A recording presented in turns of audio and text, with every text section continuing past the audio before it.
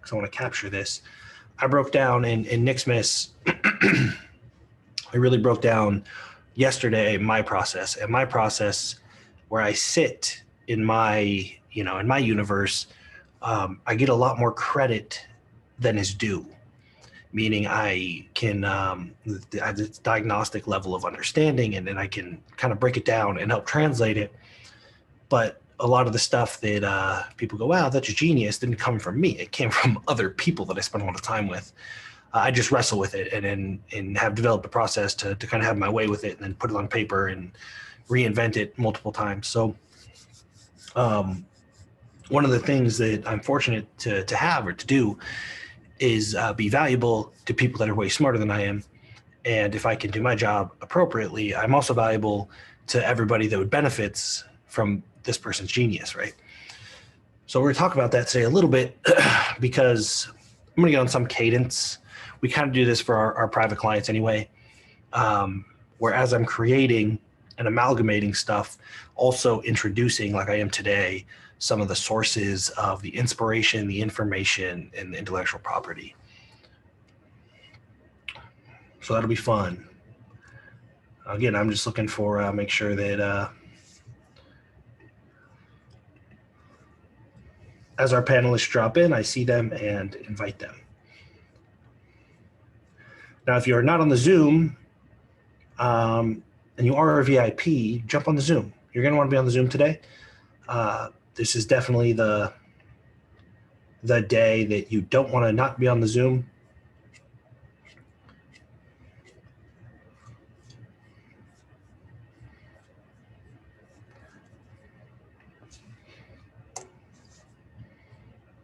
It started 2 minutes.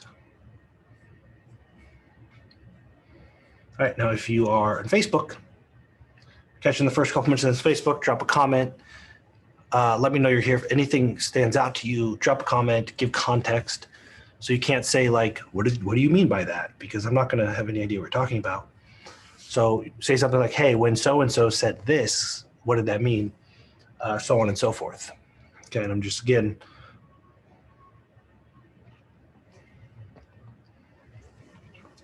there's, I'm going to be monitoring multiple technologies just to make sure all of our panelists get in today. So let's, I'm going to promote, I'm going to keep promoting some panelists as they come in.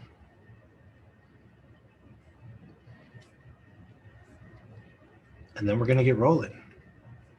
So first of all, thank you all for being here. I know it's a Monday, smack dab right in between Christmas and New Year's, and you got some time off and then maybe some more time off, and in the middle you're probably really busy, maybe traveling. So thank you so much for taking the time, both the panelists who are some of my dearest friends and inspirations, and everybody that is here. Some of you are also really dear friends, and some of you also inspire me in ways that maybe you're not aware of. And I just appreciate that you guys took the time, because it is absolutely ridiculous for me to do an event and call it Nicsmas and it work. And that's just so appreciation to you guys. Would have to be a total sociopath to think like that it would for sure work, but it has been a lot of fun. And this is second year I've done it. No, it's the third year I've done it. It's the last year I'm doing it, and I'll explain why. So we're gonna end the Nicsmas tradition, hopefully with a bang, and hopefully really give you guys the tools to change the way you start thinking. Again, if you've been through Nicsmas, you know I don't believe, I think 90% of things are preference-based. There's no right or wrong. And we just need the tools to kind of start navigating this. Right, and I gave you my frameworks. Now I'm going to introduce the people that inspire those frameworks, and they may give you new frameworks. They may encourage you to develop your own frameworks. We just need some way to process decisions. Right? We just need issue processors that allow us to make the best decision possible for us in a short amount of time, right? So let me promote one more brilliant human there. And it is Nicsmas Day. That means it's my birthday. This is the very last Nicsmas. I don't think it's going to be my last birthday. Fingers crossed, but it's the last Nicsmas we're going to do. And just to answer any questions that have come in, VIPs, if you upgraded to VIP at the very beginning, or even some people are upgrading today, you'll get a full set of replays, all 12 days within 48 hours. The replay and the Q&A will be included. So you get just the recording that you already got, but we'll structure it together. I'm going to include all the resources. So every replay will have all the resources mentioned and shared right there. The ones that I own the rights to, I will just give you. And the ones that I don't own the rights to, I'll either give you a coupon code or a promo code or just link you to it, okay? Now, publicly, replays will be available in 2021. So January 1st, I'm going to open it up. Now, here's how it goes. They get replay only, and the resources are not included. Okay, so if you send somebody to Nicsmas 2020, for example, or you want to go through it again, you opt in, and you're going to get one replay per month. One replay per month, because it's a lot to digest, right? And you'll get linked to the resources, but you don't get them for free. So VIPs get them for free. If you want the resources and you want to get all 12 at once, you just upgrade to VIP. So we're just kind of mimicking the live with an evergreen version as much as possible. Okay, so that's all going to happen in the next 48 hours. I don't want to focus on that right now, so I want to focus on today and what's happening tonight. And the next series of things that I will be rolling out is why people are going to fail their resolutions, really the behavior modification thing. I'll probably do a 3-day series. I don't know if it's going to be live or not. It'll be 29th, 30th, 31st. Yep. So it'll be a 3-day series, really breaking down the cognitive behavior, how I map it to Maslow's hierarchy, and how we actually develop plans that are sustainable so people change their habits in a way that they will sustain their success. Not sure how I'm going to roll that out yet. I have all the content in my brain. I just got to make it. Might do it live. I might just send it to you. I might send it to bumpers, buyers. Undecided. Okay. So here's how today's going to go. Let me keep promoting some of these superstar guests here. So here's how today's going to go. 9 a.m. right now. We're live. We're streaming live in the Facebook group. We're live on Zoom. We're going to kick this thing off. About 9:30, 9:45, we're going to stop the share on Facebook, and we're going to go private to VIPs just to make sure that we get some roundtable and some Q&A and all that stuff. And we're going to talk about some really deep, sometimes dark lessons that maybe we're not all comfortable sharing publicly, but we're going to share it today privately with VIPs. Right around noon, I'm going to do a lunch break. And when I go to a lunch break, I'm going to fire up the clubhouse room. And anybody that wants to drop in and talk to me, any of our VIPs, if you want to get to know each other, it'll be wide open. So we might get complete strangers rolling in. It's a great opportunity to just kind of figure out who's 1 degree of separation away from who and connect. Wide open. It's iPhone only. Sorry, but it's free. It's lunchtime. And it's just a great way to speak to one another. And then at 5 p.m., we're going to do a private mastermind. Okay. If you want to go to nicsmas2020.com, you can see the whole schedule, /invite. You can see the whole schedule, right? So that's what it looks like today. Again, nicsmas2020.com /invite. You can just leave that up if you want to reference a schedule. There's a link to the clubhouse room and information on how to upgrade into whatever else is happening. I want to introduce this concept that I learned from Jeff Moore. Now, I have a mutual friend with a lot of people in here, Steve Sims.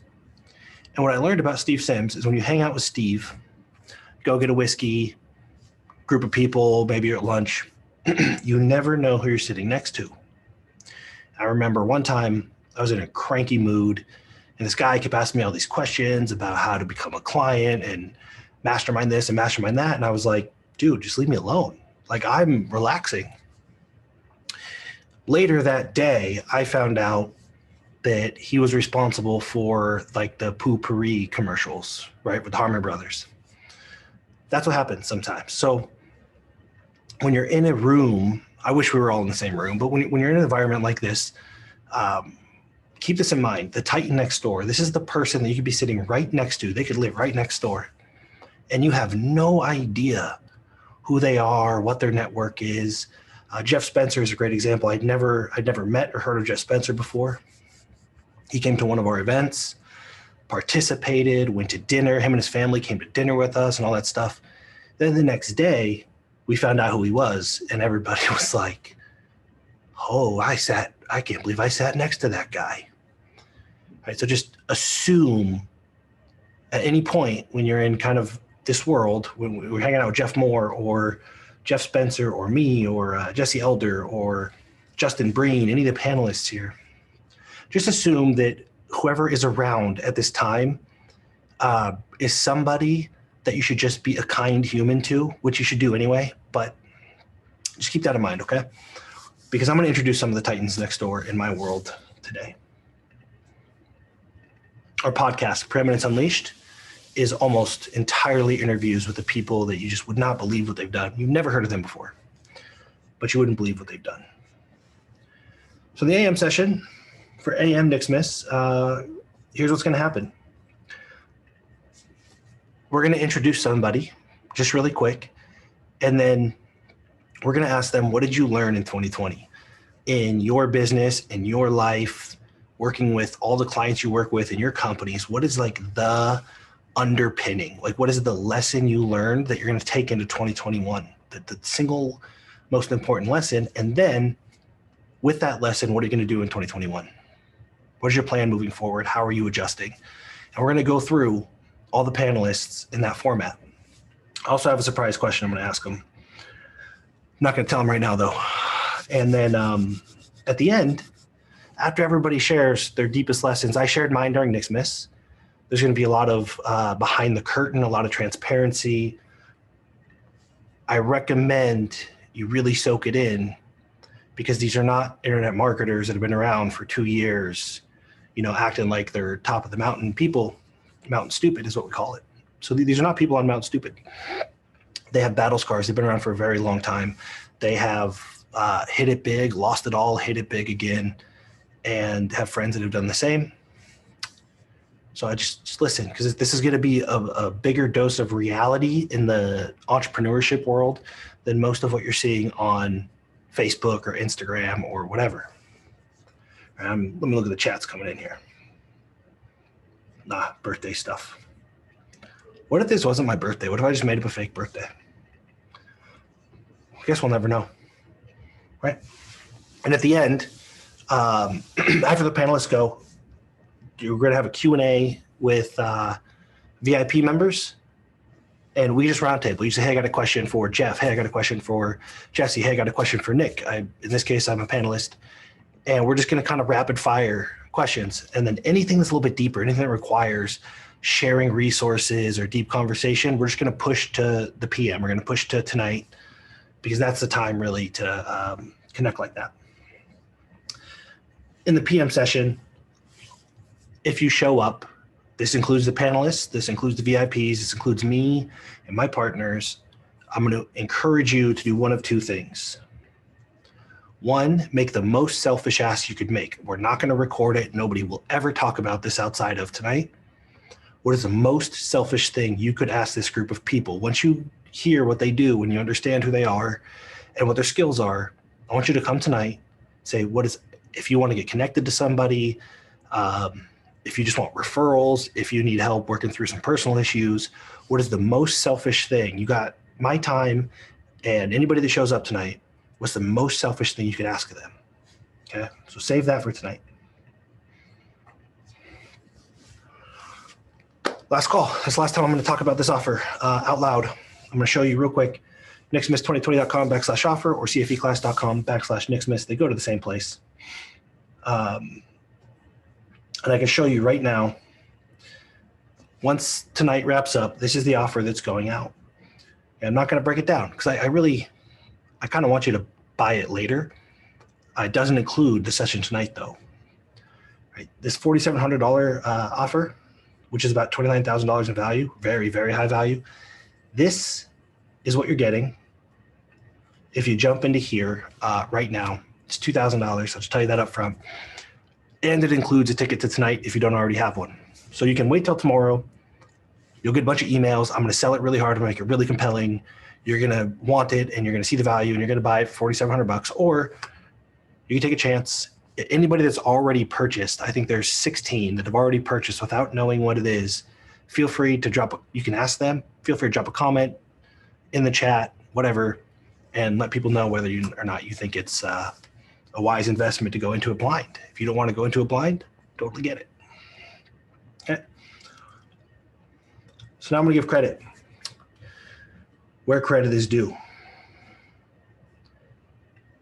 And that is to the panelists. I'm fortunate, again, to have an incredible ecosystem of people that are giving.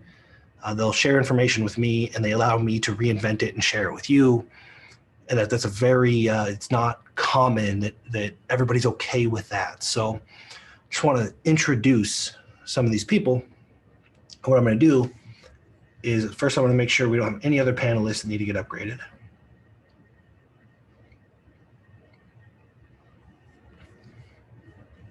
And then if he's available, I'm going to call on the one and only Jeff Moore. Now, Jeff is my partner in the network. So if you're a private client, you obviously know who Jeff is. One of the most well-known and respected and liked humans on the planet. I've never met anybody that does not say that knows Jeff and just does not glow about his personality, how much he cares. We do network events, we do private client events. And at the end of every event, we say, what is the one thing you're the most grateful for? And we go around to all 30 or 40 people.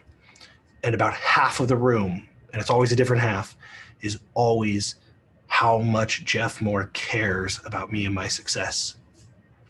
Because we host the podcast together. Strongly recommend you listen to it just to hear the way that he articulates what's going on.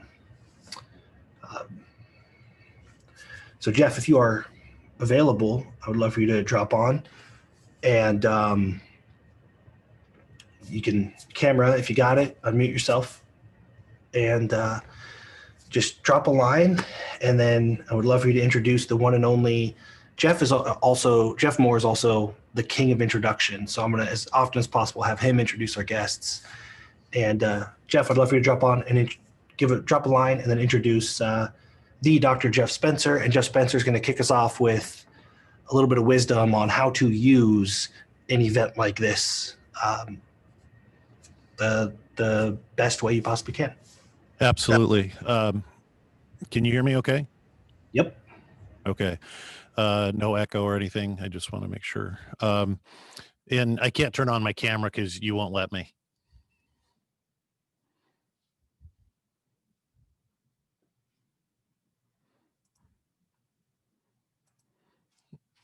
I don't blame you, though. You should be able to now. Okay. There we go. Hey, good morning. Good morning. Feliz cumpleaños, Nicholas. I sang Spanish this morning. I called Nick and sung in Spanish the song, the happy birthday song, and he's like, how do you even know that? I'm like, well, at 56 years old, I've been to Mexican restaurants probably 30 times in my life where they sang Merry Christmas, happy birthday to me. So I just memorized it. Anyway, thank you for inviting me to be here, and those were some very nice words. Did you have a question you said you had for me, or do you want to ask that later?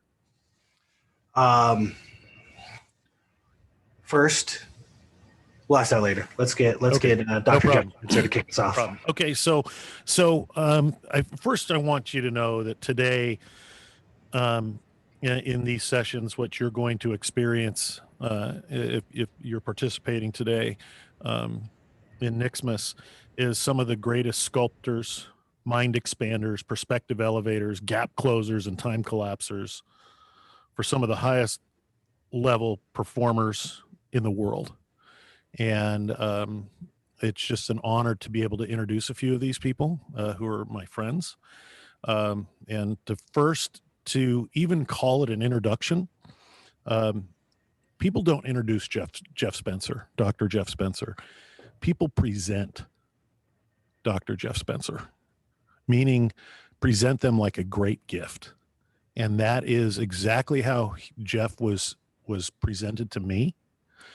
And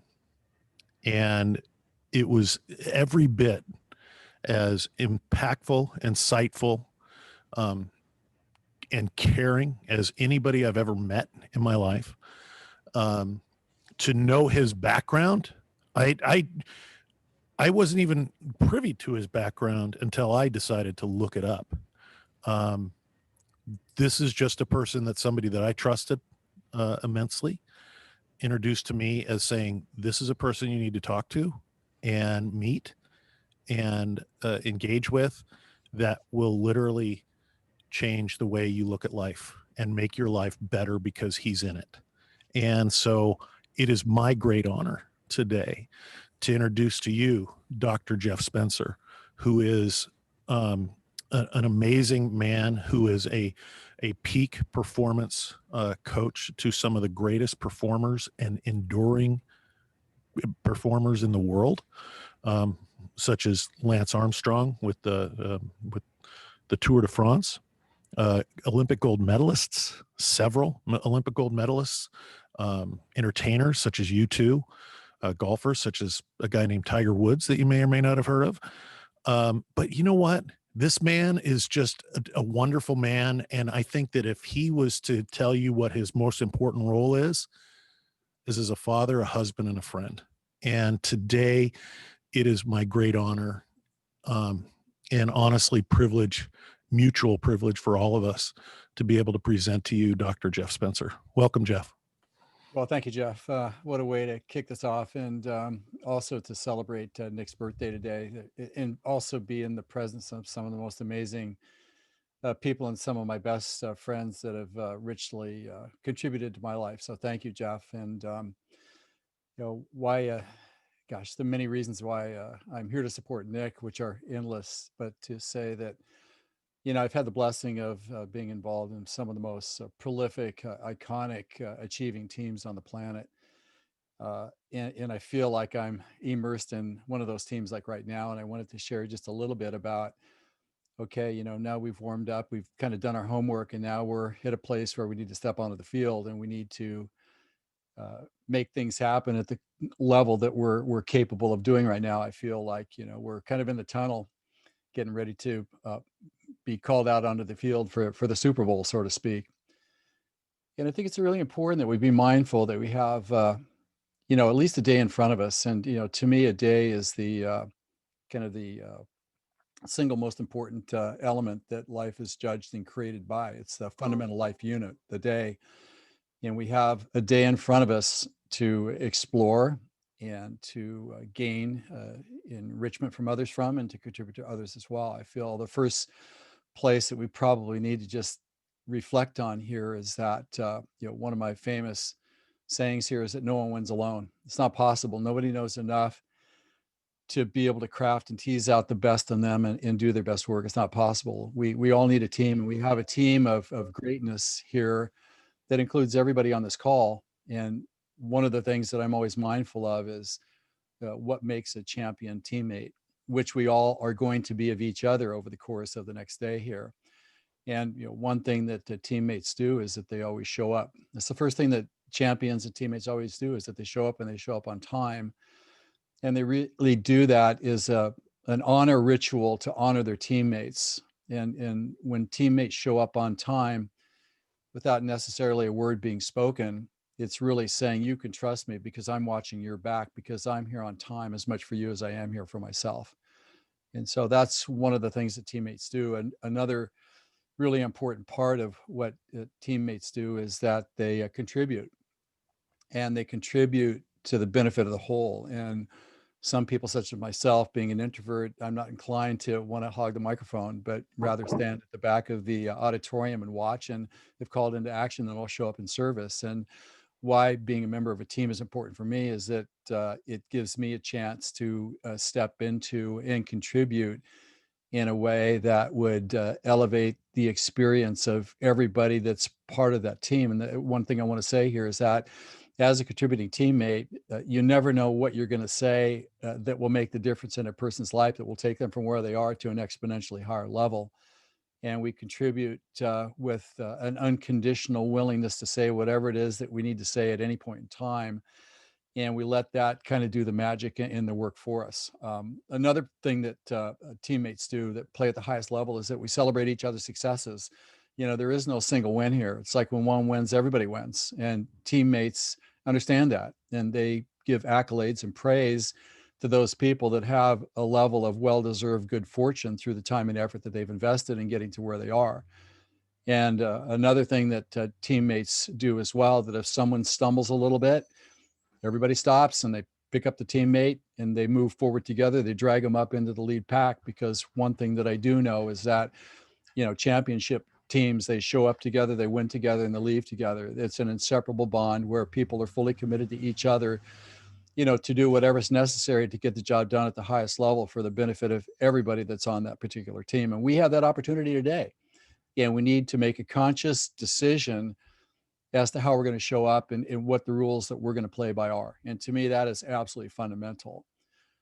I would say that the next thing that we can agree to here, that something magic and special is going to happen here today, because some of us know exactly why we're here. We know exactly what we want to get out of it. But then we also have those people that say, you know what, I was just called to this. I know I got to show up. I don't know why, but I just have to show up. So I'm here. And why those two things are important is because that's the alchemy that creates and enables greatness to be able to happen. And I think we can all agree that something very special is going to happen here over the course of the next at least 12 or 15 hours here. I think it's also important to look at this from a player standpoint, like what's our experience going to be? Like we're here, we're all excited right now. We're with some of our teammates that we know well. We're certainly going to be much better acquainted with some of the teammates that we perhaps know about, but haven't yet spent time with. And just to know that we need to make sure that we cross the finish line, because if we trip before the finish line, then you don't win. And what I mean by that, let's make sure that we get to the end of the program here by doing several things. Let's make sure that we're, you know, eating and drinking regularly. So we eat before we're hungry, we drink before we're thirsty, so we keep our energy at the highest level possible. Let's also expect that, you know, after lunch in the afternoon, sometimes there's just a little bit of an energy dip. So we need to prepare for that and recognize that that's just part of the biology of staying in something over the long term. And to know that when that time comes, to make sure that we purposely stay in the game intellectually, that we're really listening to what's being said, and that we're mindful of the fact that we may be just a little bit sleepy. You know, we have actually a dip in awareness around 3 p.m. So if you feel that, just know that that's normal. It's not something you did or you didn't do. That's just kind of normal physiology, and that you pay attention to the questions that are asked, but also pay attention to who it is that you're interfacing with, and look and see whether they need just a little bit of a pep talk, or perhaps even, you know, how you doing? How can I support you? Anything along those lines, I think, is really, really, really important. And then as we get down towards the end of the day here, where the 5 o'clock session happens, for those that will be joining that, and I can't say enough how much I would suggest that people stay as riveted and as engaged as possible to get the full value out of this. Just always know too that generally you come back and you become a little bit more energetic around 6 p.m., because that's when you have another kind of biologic awareness spike there. And those are the things that I would just suggest here that every teammate does who's been a member of every gold medal producing team that I've ever been on. And I know that everyone here is capable of that. And I want to conclude by saying one thing here, is that there's only one of you in all of creation. I mean, think about that. And there's 7 billion people on this planet right now, and there's only one of you. And you've been selected and extended the invitation to join this group here because of that uniqueness. And let's make sure that we do what every champion does, is that they prize and cherish and nurture and cultivate and liberally share their uniqueness, because their sameness is not what's going to make the difference. It's the uniqueness that we bring to this conversation that allows us to gain the richness from the group as a collective. And the other thing that I do know here is that there's always room at the top for the best. And this is a team I'm going to be part of. And I'm so glad that I'm here, and I'm looking forward to getting a chance to know each and every one of you better. So with that being said, let's consider the event now open and ready for business. And I'll turn this back to Jeff and back to Nick. Awesome. So if you're what I'm going to do now is I'm going to kind of end. We'll do one of these, and then I'm going to end the live stream publicly so we can really deep dive for VIPs. And since he just went, Dr. Jeff Spencer, would you mind maybe 2, 5, maybe 10 minutes? Just say, hey, based on because you're talking to world-class athletes, Fortune 500 CEOs, 100 CEOs, the top entrepreneurs on the planet. 2020 as a whole, what is the number one biggest lesson that maybe we were able to ignore or sweep under the rug in previous times? So what's the number one biggest lesson you've learned? And how does that translate to 2021? What is the thing that you would suggest that we look for in 2021 or prepare for or put our bumpers up for so we don't blow ourselves up next year? Well, without a doubt, Nick, it's you have to trust the process. And what I mean by trusting the process is that, life is uncertain. We can have the best crafted plans and look at it, but once the plan meets reality, it may not be the right plan because the circumstances have changed. And therefore, if we kind of trust our preparation, trust the process, we trust our team, we trust our good judgment, and we take action on that appropriately, and we don't make our decisions out of what we stand to lose. We don't make fear-based decisions, but we make our decisions out of what the evidence tells us that needs to be done to carry us forward to the next point of visibility. Because at any point in time, we can look at where we are and we can project out into the future with certainty and say, well, okay, since I'm here now, I can see where this is headed, maybe a week downstream or 2 weeks downstream. And I'm going to put my time and my effort and put my confidence and faith in getting to that next target. Beyond that, I don't know, because the world's rapidly and dramatically changing. It would be just mere speculation. And I want to conserve my energy. I don't want to waste it on something that's not even here yet.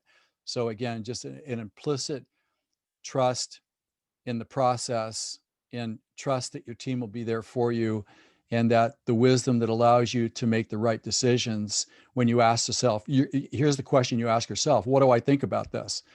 Because when you ask yourself that question, what do I think about this, then you're giving yourself your own answer. And if we can't trust ourselves, then who can we trust? We're always waiting for someone else to be there to save us. And quite honestly, every one of us on this call has really good judgment if we just take the time to listen and we trust the process. Yeah. Are we moving into uncharted territory? Yeah, of course we are. All right. Well, that's where great opportunity can happen. And that's also where we can avoid preventable problems. So again, to me, you got to trust the process. You got to be an active participant. You can't second guess yourself. If you're not sure, talk to a teammate, move forward with the expectation, and never discount the possibility of a miracle. You can tell if you've been through Nicsmas, you could tell Jeff and I spent some time together. The one of the biggest takeaways from all the days was the scorecard and the 3 lists, right? How did I adapt to the day? And I pulled that directly from a workshop that Jeff and I, Dr. Spencer and I, co-hosted together, and it's a product that he is building that is phenomenal. So maybe we'll talk about that later on during the roundtable panel or tonight. But just know that I borrowed the scorecard and the 3 lists for Nicsmas, and I think it really shifted the way some people are thinking about moving forward. So thank you for that.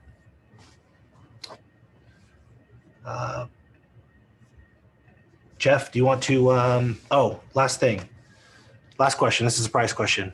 What is the one thing in 2020 leading up to now? What is the one thing that you are the most grateful for? I'm the most grateful, without a doubt, to my team.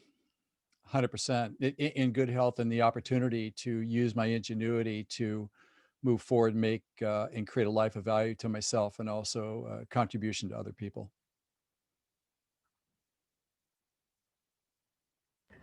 Thank you. So we'll come back around. If you have questions for Dr. Spencer, we'll hit it in the panel roundtable or tonight. I can't guarantee that everybody's gonna be hanging out all night tonight.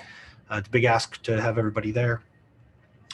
Jeff Moore, do you want to give a nice intro to our next panelist, the one and only, the time piercer himself, Jesse Elder?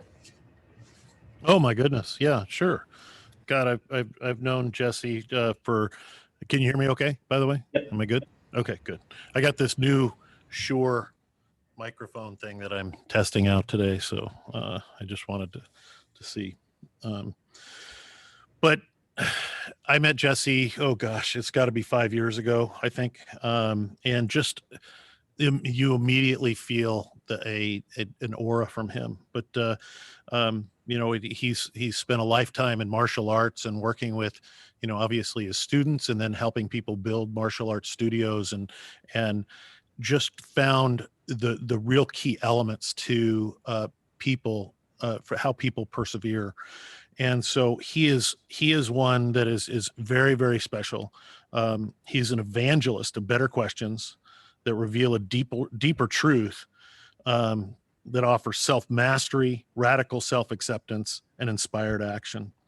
He's a man that leads from such a deep and authentic love that when you meet him, like I have, you immediately feel his warmth and believe the first word he's speaking, because he is speaking from almost from within you. And he has the ability to create such a level of alignment and fusion, meaning so you're self-aligned, and then all of a sudden you create fusion in your world that helps guide you and pull you in such a way that whatever you seek out is attainable and is immediately realizable, if that's a word. And he's just a very special person. And every time I see him, I could be in a crowded room and I see him from afar, and it's weird. He has like this kind of glow to him, and it's really cool that he's here. And I just love I go to jesseelder.com and geek out on the mind vitamins and the whole deal. So I'm real happy to have Jesse here and to be able to have the opportunity to introduce him to the folks at Nicsmas. Jesse. What do I say after that? Good to see you. Better say something good. Right. And how do you even follow Jeff Spencer? I mean, come on, this is just completely unfair. I'm really going to feel bad after, Justin and John got to follow up, all of this. So in all seriousness, it's an honor to be here. When Nick mentioned what was going to happen and the caliber of the dialogue and exactly what we were going to be doing, it was an instant yes. And Nick's helped me so much. Jeff has helped me so much. And recently met Justin, but already just completely blown away. And look forward to seeing what John's got as well. So a couple of things here. And Nick, I'll rely on you to bring back any sort of shred of structure if it's useful or needed here, if I go off on too much of a tangent. But as we heard already, my background was martial arts, and more than anything, it gave me a very keen sense of BS. There's a lot of BS in the martial arts world, and some beautiful humans, but a lot of BS. And what I started to realize pretty quickly from a young age is that just because someone is well-meaning, just because their intention is pure or their heart is in the right place, doesn't mean they're competent. It doesn't mean that they have the ability to deliver on what this, sensitive, beautiful message is.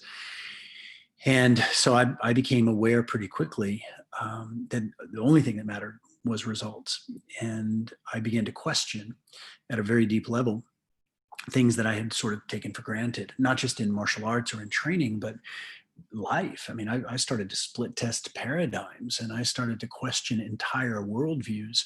And I realized how much of what I thought I knew was really based on someone else's story, someone else's sharing, someone else's message, someone else's book, someone else's seminar, someone else's life experience. And I then became aware that, nobody has lived my life. I'm the only one that's lived my life. And as Jeff Spencer said, there's only one of you. You're unique in all the world. And so ultimately, we have to make choices. Do we seek outside ourselves for information to then inform our experience, or do we learn to mine our own inner ecology? Do we learn to go deeper into ourselves and really get clear about not only what do we want, but what are our standards? What are the things that we're going to expect from ourselves, and what are we going to expect from others? How do you develop healthy boundaries? How do you not just know what you want, but what about knowing who you are, knowing what you are, like getting curious about yourself, getting curious about what you're capable of? And all of us are born with that curiosity. Every one of us is born with this insatiable need to know. You ever get in an argument with a 2-year-old and you can't win because they're like, why, how far is up, what color is blue? And you're like, what? Just stop, this is enough. But here's the thing, we're born with that curiosity and that creativity. It's part of us. It's what makes us uniquely human. And yet so many people have that curiosity just absolutely murdered by the time they're, in 5th or 6th grade. And I'm here to suggest that when you are in your natural state, when you are being the you that you're born to be, that you're actually fearless. You don't even perceive anything to be afraid of, because you trust yourself. You know that you can't create anything that's not in your best interest. And yeah, you might have screwed some things up in the past, but maybe that was just an interesting evolutionary experience. It was apparently survivable because you're still here. So what if we stopped acting so fragile and stopped acting so offendable, if that's a word, and stopped being so concerned about what other people think about us and actually just trust our own heart? And one of the biggest things that I saw this year is really just a revealing of people's character, revealing of, excuse me, revealing what people are actually made of. And all crisis does is accelerate. It doesn't really change the fundamentals. The fundamentals of natural law and natural principles still exist. Many of my clients tripled down, quadrupled down on their contributions and went even deeper into their own purpose and deeper into their own mission, deeper into their messaging, and started to create more and more opportunities for their audience, their constituents, their customers, their clients. They started creating more opportunities for people to be seen, to be heard, to be listened to be supported, and then to be gently challenged into a new level of commitment.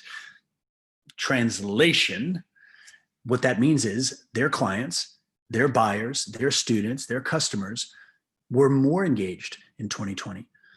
And so when I saw my clients and a lot of my friends going really deep into their purpose, deep into their message, and getting as clean and clear as possible, not a single one of us had to, quote unquote, pivot, because we had businesses and practices that were built on universal truths. You can't give good away. The more that you give, the more that you are truly contributing, it comes back to you too quickly. So none of us really had any fear that anything's going to happen in our business, because crisis is just shakes things up a little bit. And so, a question that I'd have for everybody here is, 2020 obviously was a slightly non-linear chunk of time. A lot of epic things happened, some horribly epic, some just beautifully epic. But 2021, I believe, and I'm happy to be proven wrong on this. I don't have any attachment to being right, but I do have a track record of calling things. I believe 2021 is going to make 2020 look like kindergarten. I think the amount of rapid change, the amount of unthinkable occurrences, both positive and negative, are only going to multiply in 2021. This can be great news if you're prepared. It can be terrifying news if you're not. And part of what I believe you'll get out of this entire experience today, by staying present, by being delightfully selfish, get as much as you can out of this so that you can give more to the people that you're in a position to serve.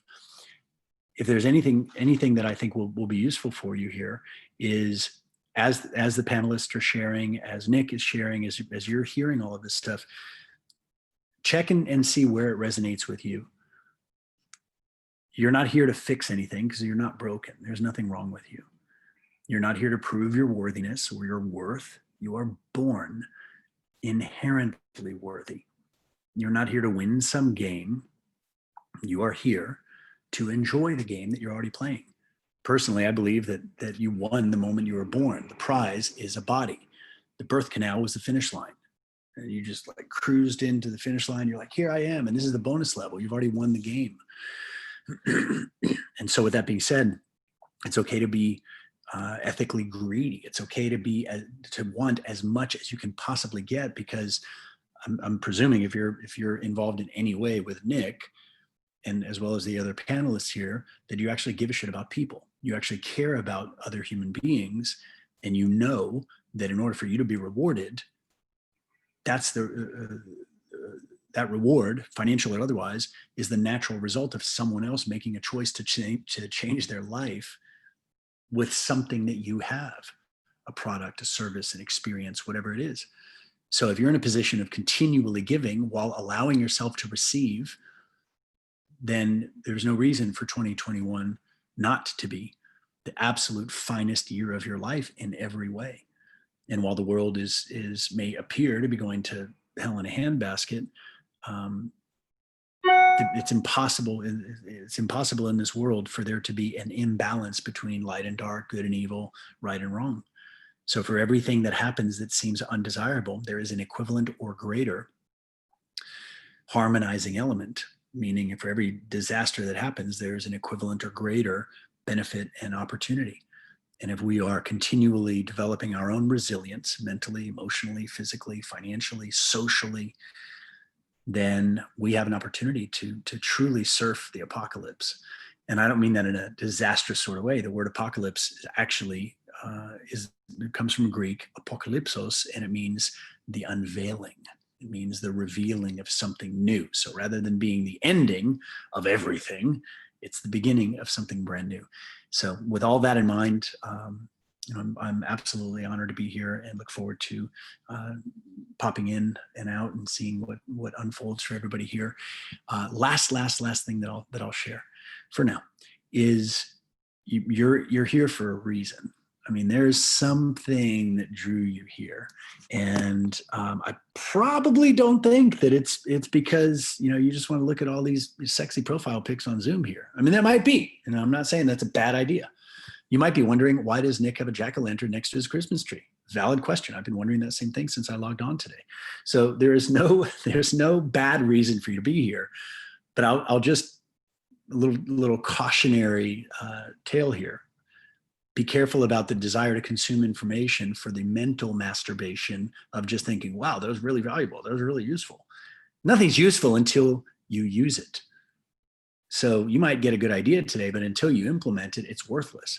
In fact, it's worse than worthless because it's cost you your time to be here that you could be doing something else.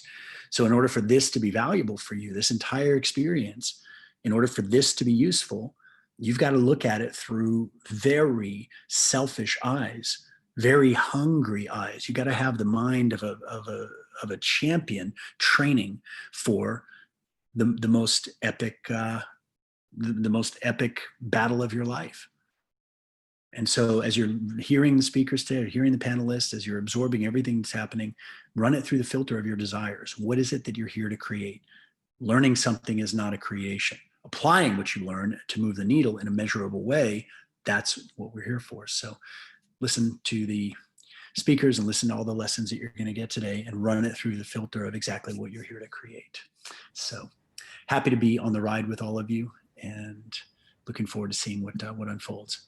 Yeah, and Nick, no, I haven't watched Nicsmas yet. Yeah, I point that out because anybody that's been tuned in for the last 11 days, what you're going to see is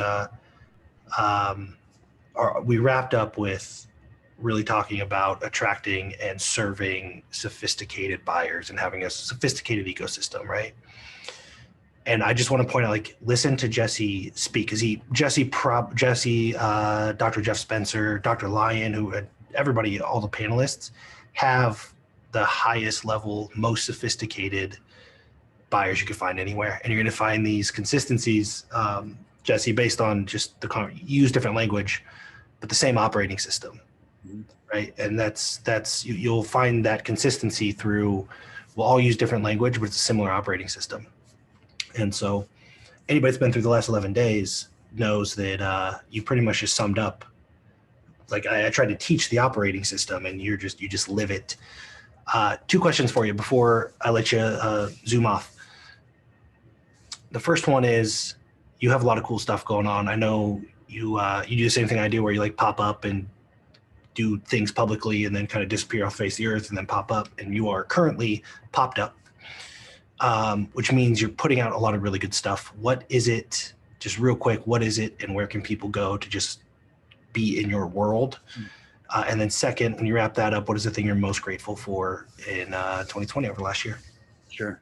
Easy answers both. Right now, we have a Facebook group that opened. It's sort of a pop-up tribe. We opened it to ask some questions of people about what they're looking for in 2021, and we're going to be making invitations for people to join a community which is centered around both personal development as well as productivity. Those two things are not usually found in the same place. People go one place to get all centered and aligned and upgrade their beliefs and all that, and then they have to go to another system for productivity and for measuring their goals. We're putting everything in one system. So if you're on Facebook, you can look for Ultimate Life 2021, or just follow me on Facebook and we can get you in there. Something else that's been really fascinating is this whole Clubhouse phenomenon, which I know we'll be on there a little bit later.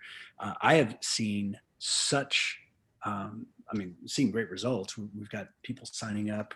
I've got 2 clients that have enrolled based on a couple of Clubhouse chats. And I would just say, if we're not connected on Clubhouse, would love to connect with you guys there. I honestly don't even know what I'm going to be creating in there because it's so collaborative. But there's a really fresh energy in there. And then I am also doing a webinar on the expansion of your identity and how that translates to higher fees. So for entrepreneurs, if you're looking to sort of cut out the bottom 50% maybe of your clientele so that you can make room for a more refined, higher value relationship, and then raising your fees accordingly, this is a webinar that would be really useful.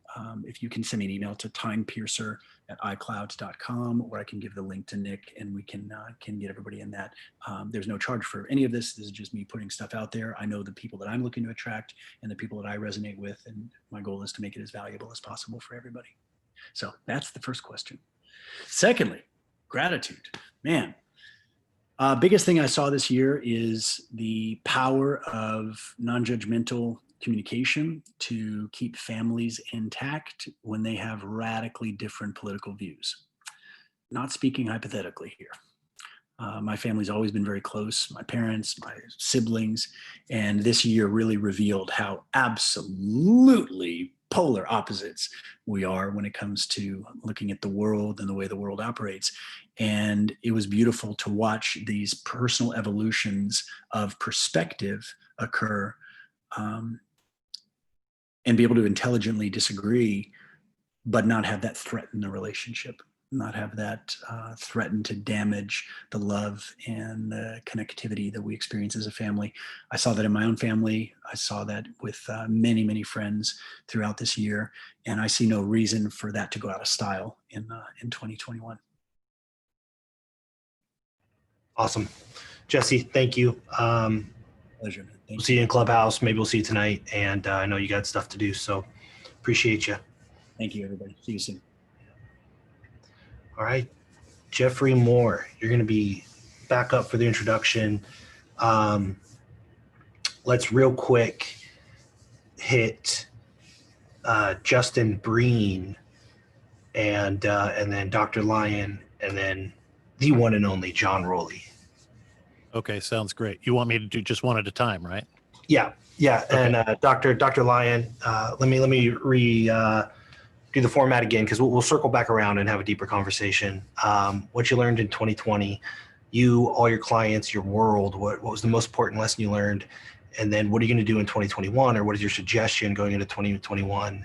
And then what is the thing that you are the most grateful for over the last year? And so let's hit the PR guy himself, the epic Justin Breen. Let me paint a picture, or even a movie, produce a movie in your mind right now. You've got whatever superhero that comes to mind to you, and he's on the top of a very tall mountain overlooking a valley, a highly populated valley that is dark. And this superhero grabs a major cable on one side that's got a lot of sparks coming out, and with his other hand brings a major cable, grabs that other cable that's sparking on the other side. And those two cables don't reach each other. But through the power of this superpower, through the strength of this superpower, is able to lift these two cables over his head and then bring those two pieces of energy together that thusly lights up the valley and everything else that you can see, as far as you can see. And what I want you to know is that superhero is Justin Breen. This man is a connector like nobody I've ever met.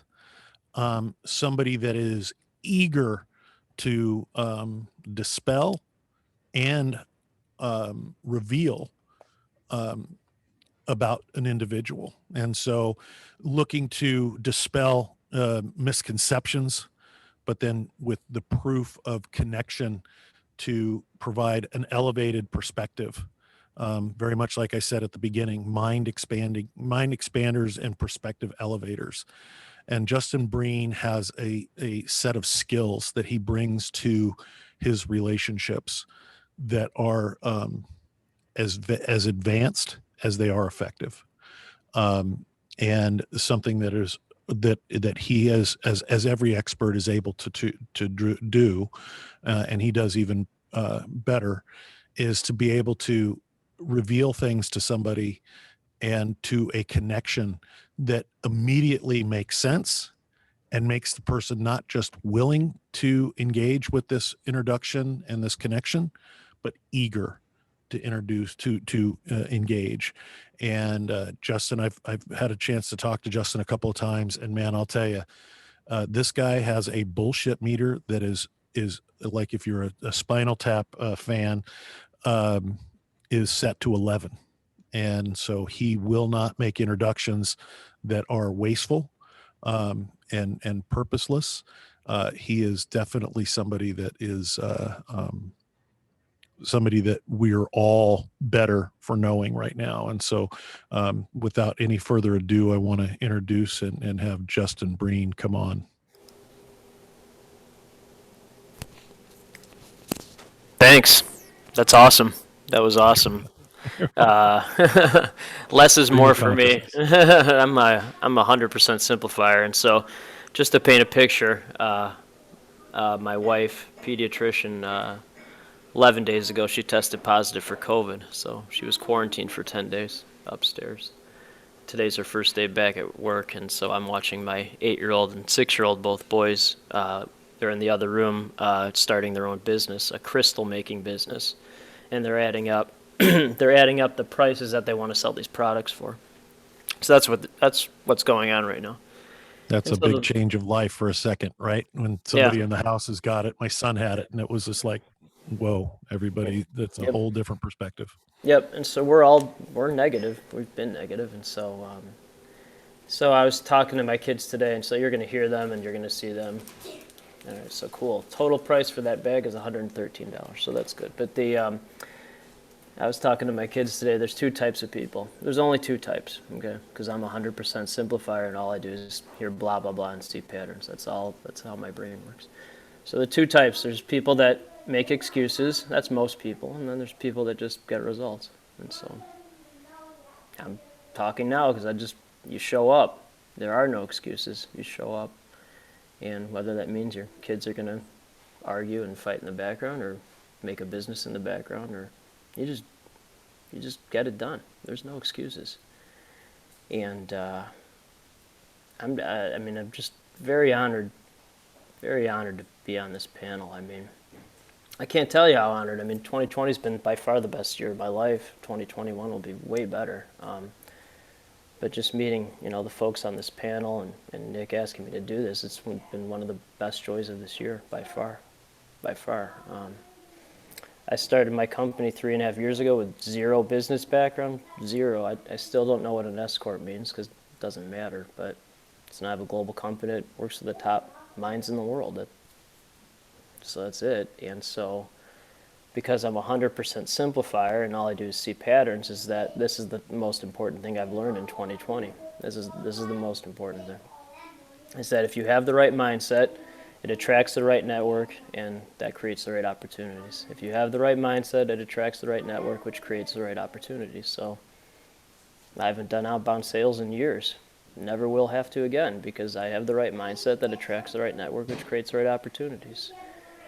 And I appreciate you bringing up the connection aspect, because that's all it's about, is connecting the right people and the right brains. It creates the right opportunities for you. And people like numbers, they like quantifying things, and that's fine. So every Monday through Friday, even when my wife had COVID and she was quarantined upstairs and I was watching my kids by myself running a company, I made at least 10 life-changing intros every single Monday through Friday.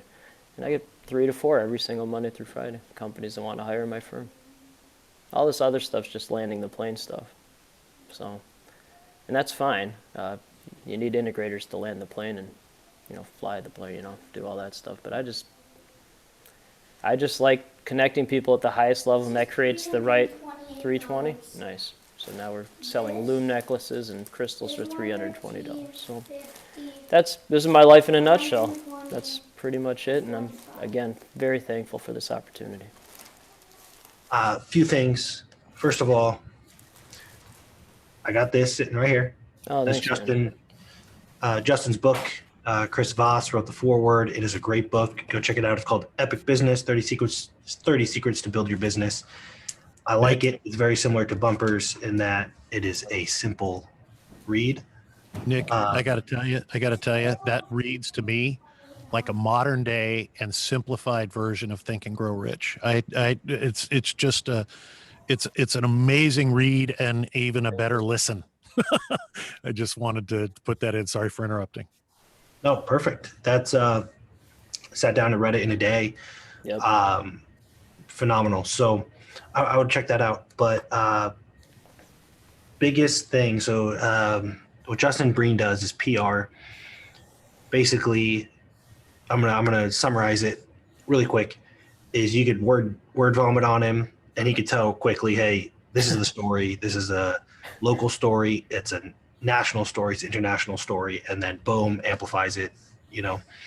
But from a PR, just the one biggest thing you see in 2021, if somebody wants to, let's say they're not ready to make an investment, or even if they do make an investment with somebody like you, where's the best place to spend their time Yep. to get out there? The number one best place. Yep. So again, I'm just a simplifier and see patterns. And so the secret to creating a successful global company is very simple. You just see a problem, you create solution, problem solve, successful global company. So that's all I did. Saw a problem. I was a journalist for 20 years, created my entire business model based on how PR firms annoyed me for 20 years. So saw a problem, created a solution, problem solve, successful global company. That's all it is. And so it's a very similar thing in the media world to how podcasts are solving that problem. And so Forbes just did a big article on me a couple of weeks ago, and that's fine. It wasn't a pay-for-play thing or whatever, but basically all that is now is ego and vanity. That's all it is. And so podcasts are replacing mainstream media for three big reasons. There's others, but the 3 big reasons are actually pretty simple. One, the host is an entrepreneur, not a journalist, so they're going to think of questions to ask that a journalist would never they would just never ask. Business journalists are typically folks that are afraid they're going to lose their job or have their job salary cut, and so they're writing from that perspective or covering from that perspective a fear, as opposed to an entrepreneur who's thinking in things of abundance. So that's one. 2, you can do a deep dive on the subject, so 30, 45 minutes, an hour.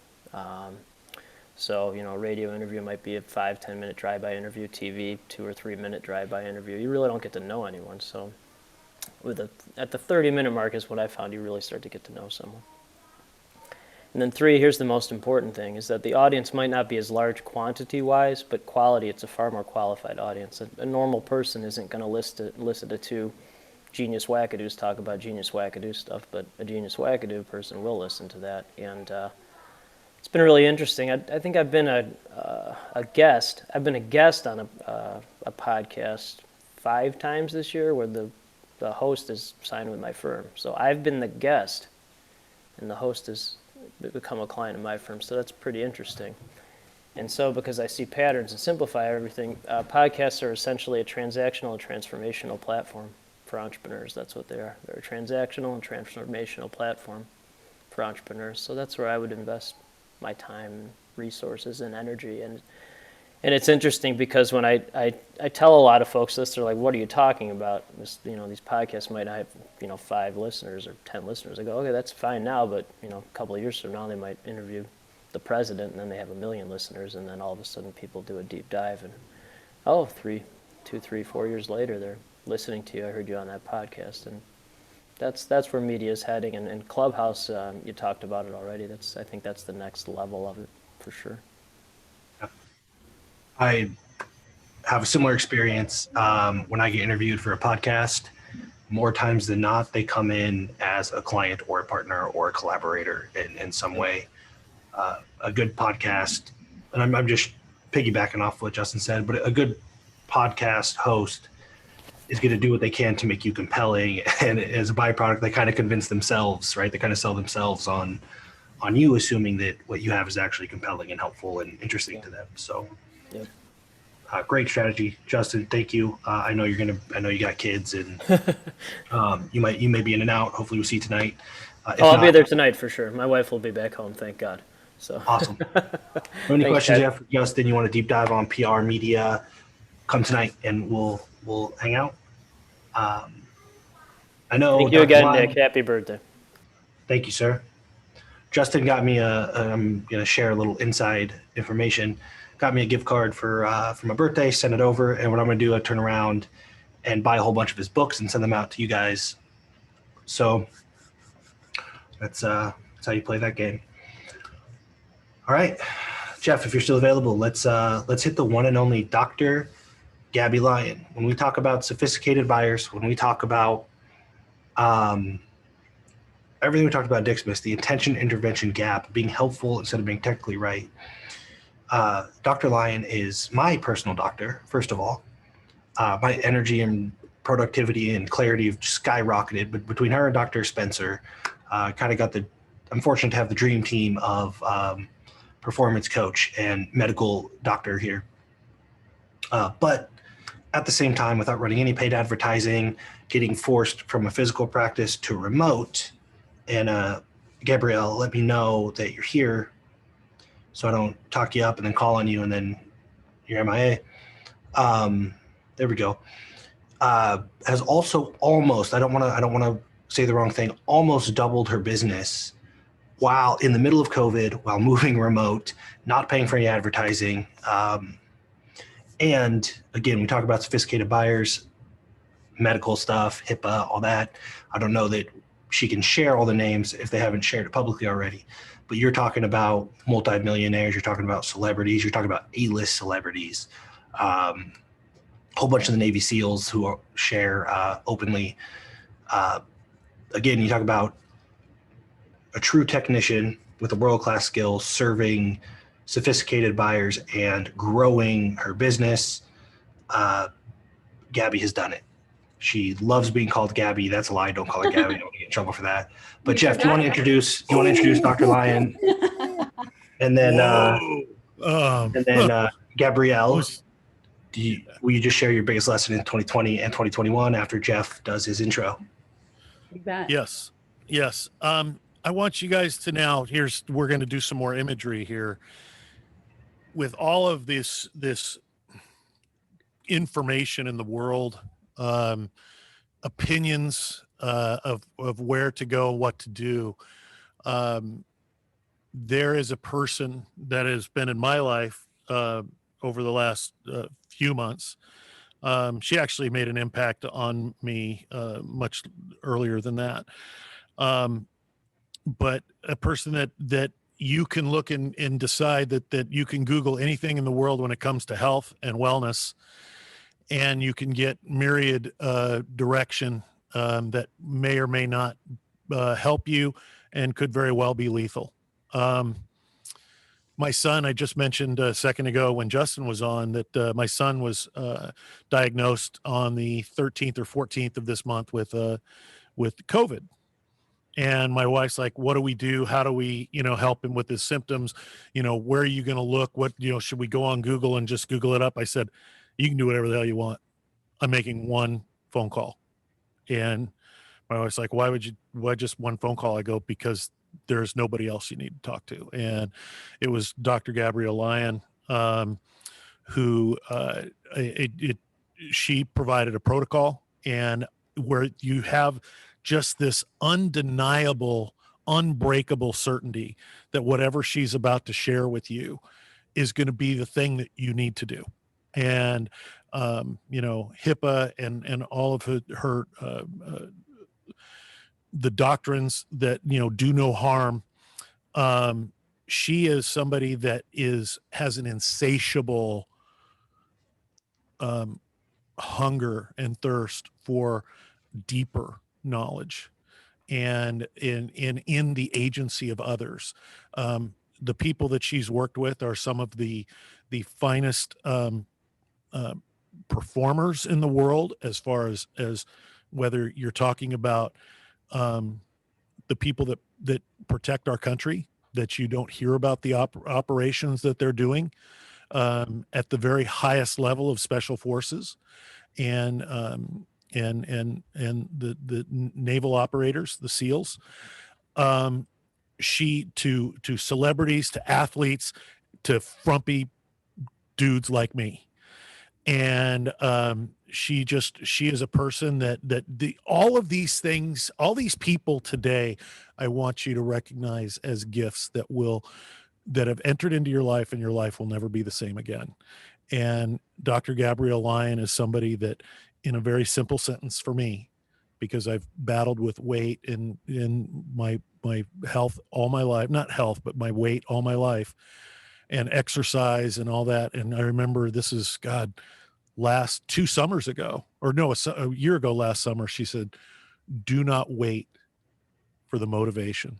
Start tomorrow and make it a habit every single day. Do something that you're going to do.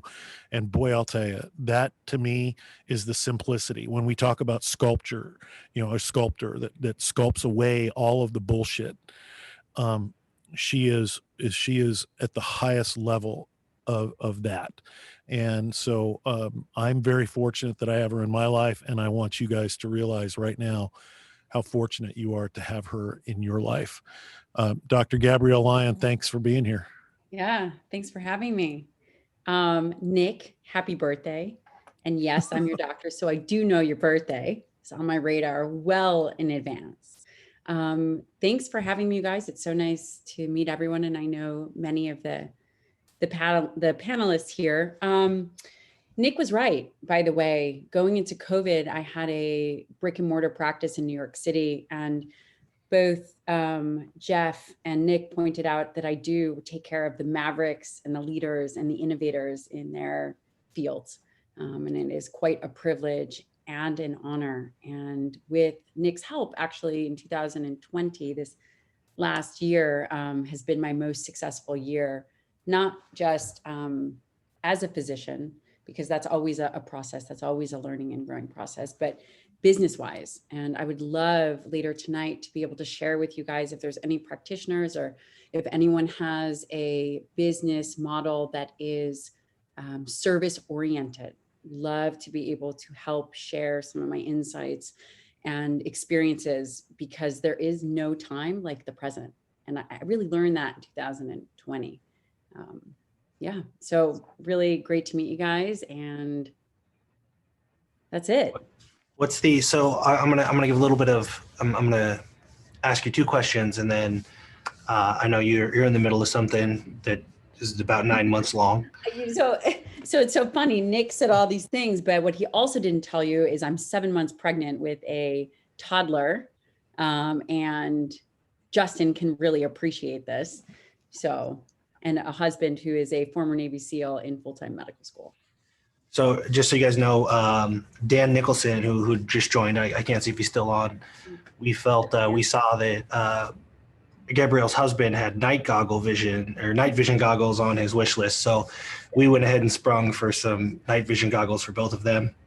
Yes. It's like a strap with a Yes. it's like $11 set.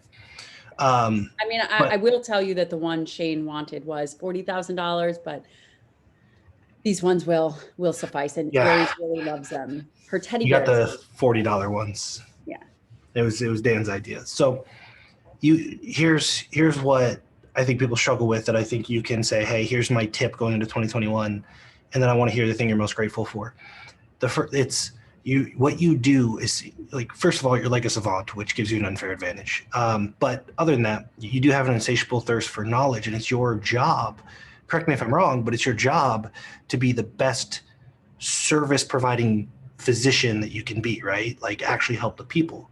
Yeah. It is not your job to market and sell and advertise, because we shift our limited resources to something that is not who we are, right? So when you say service providers or physicians, if you feel like you rather hone your craft than market and sell and all that stuff, then coming tonight and talking to Dr. Lyon about that would be great use of your time.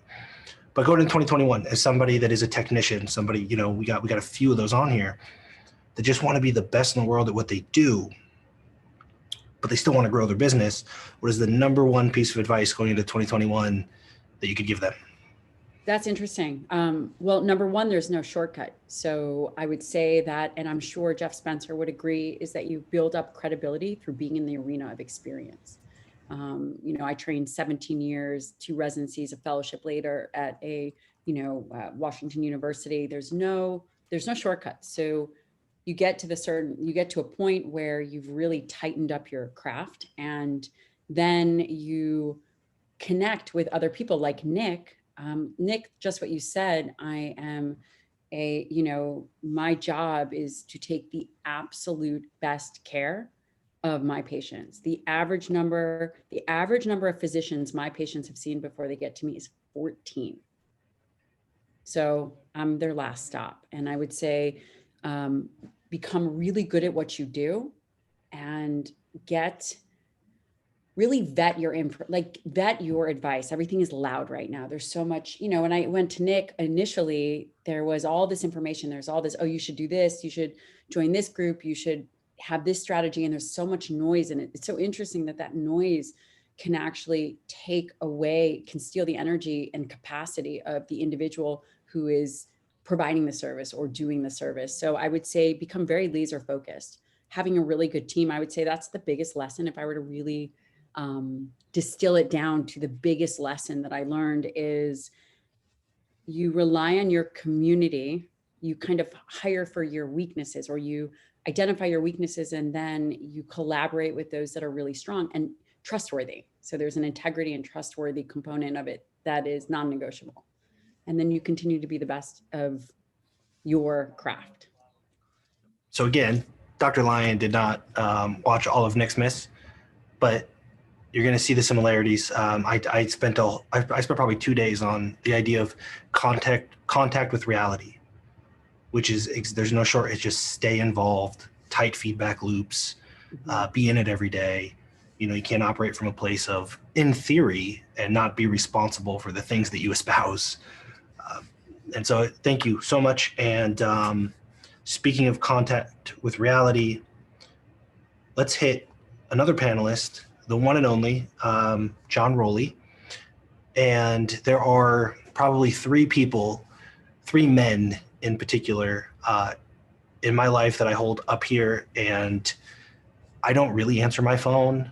I don't respond to a lot of texts. But when I see any of these 3 names, it's like, okay, that this is something, it's important to me, it's important to them. And I just, because of their experience and because of their age, which is part of the, experience they've accumulated, there's there's 3 men that they show up, if they need something, if they say something, I'm all ears all the time. because of the contact, they've just been through stuff and they get it, and they're open and they're honest and they're vulnerable. And that's Jeff Moore, who you've already met, Dr. Jeff Spencer, who you've already met, and this last panelist, the one and only John Rowley. And if you do not know John Rowley, it is very likely that you have been impacted by something he has done. A lot of this stuff out there, and I don't know how much I'm supposed to share, doesn't have his name on it, but the impact he's had on the internet world and the real estate world are both very, very impressive. Jeff, would you do the honor of, let's make sure John is here. There he is. Yes. Yep, there he is. Introduce the John Rowley, who just, I'll say this too, we did an event. I had never met John Rowley before. I think it was the first event we ever did for the private. Yes, it was. North Carolina. And it was kind of like, all right, I think we know how we're going to do this. And it started off a little bit, like, all right, we got to get them vulnerable, and we got to like open up the room, and people don't really know each other yet. And then John Rowley spoke, and it shifted the way that we've done everything ever since. So Jeff, please introduce. I certainly will. It's my honor. And I think John's got that big brick wall behind there, and he'll probably break it down at one point because he's known for breaking down walls all over the place. So, I'll take this back. This is, I want to say it was January of 2015. I was attending a thing called Mindshare Collaborative, Mindshare Summit with JJ Virgin and some of the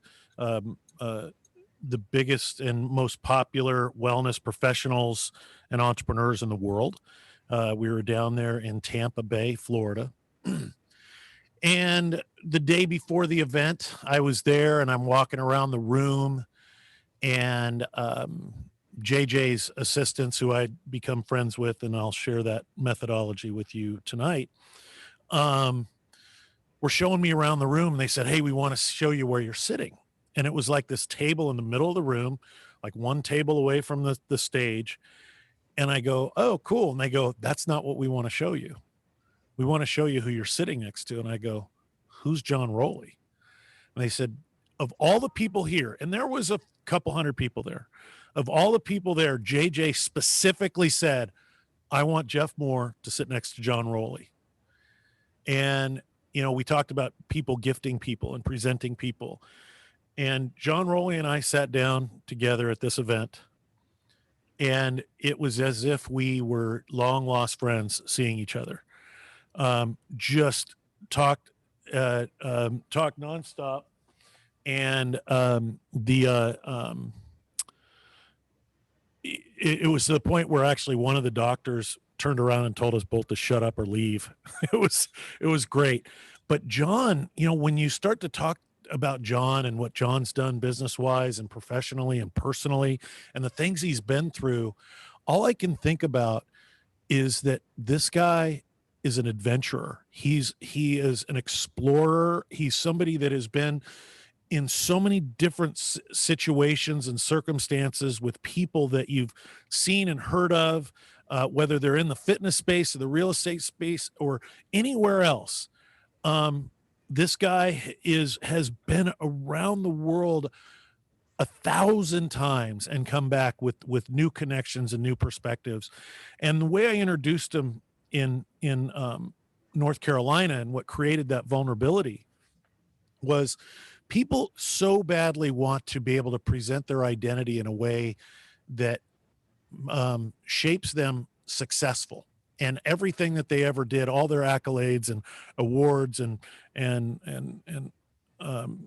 achievements, that just paint this picture of success. But John's story, John's adventure takes you to the top of the mountain and to the depths of the valley. And I think I introduced him and saying he's been to the top of the mountain and down in hell. He's been in hell so many times, he actually bought a vacation home there.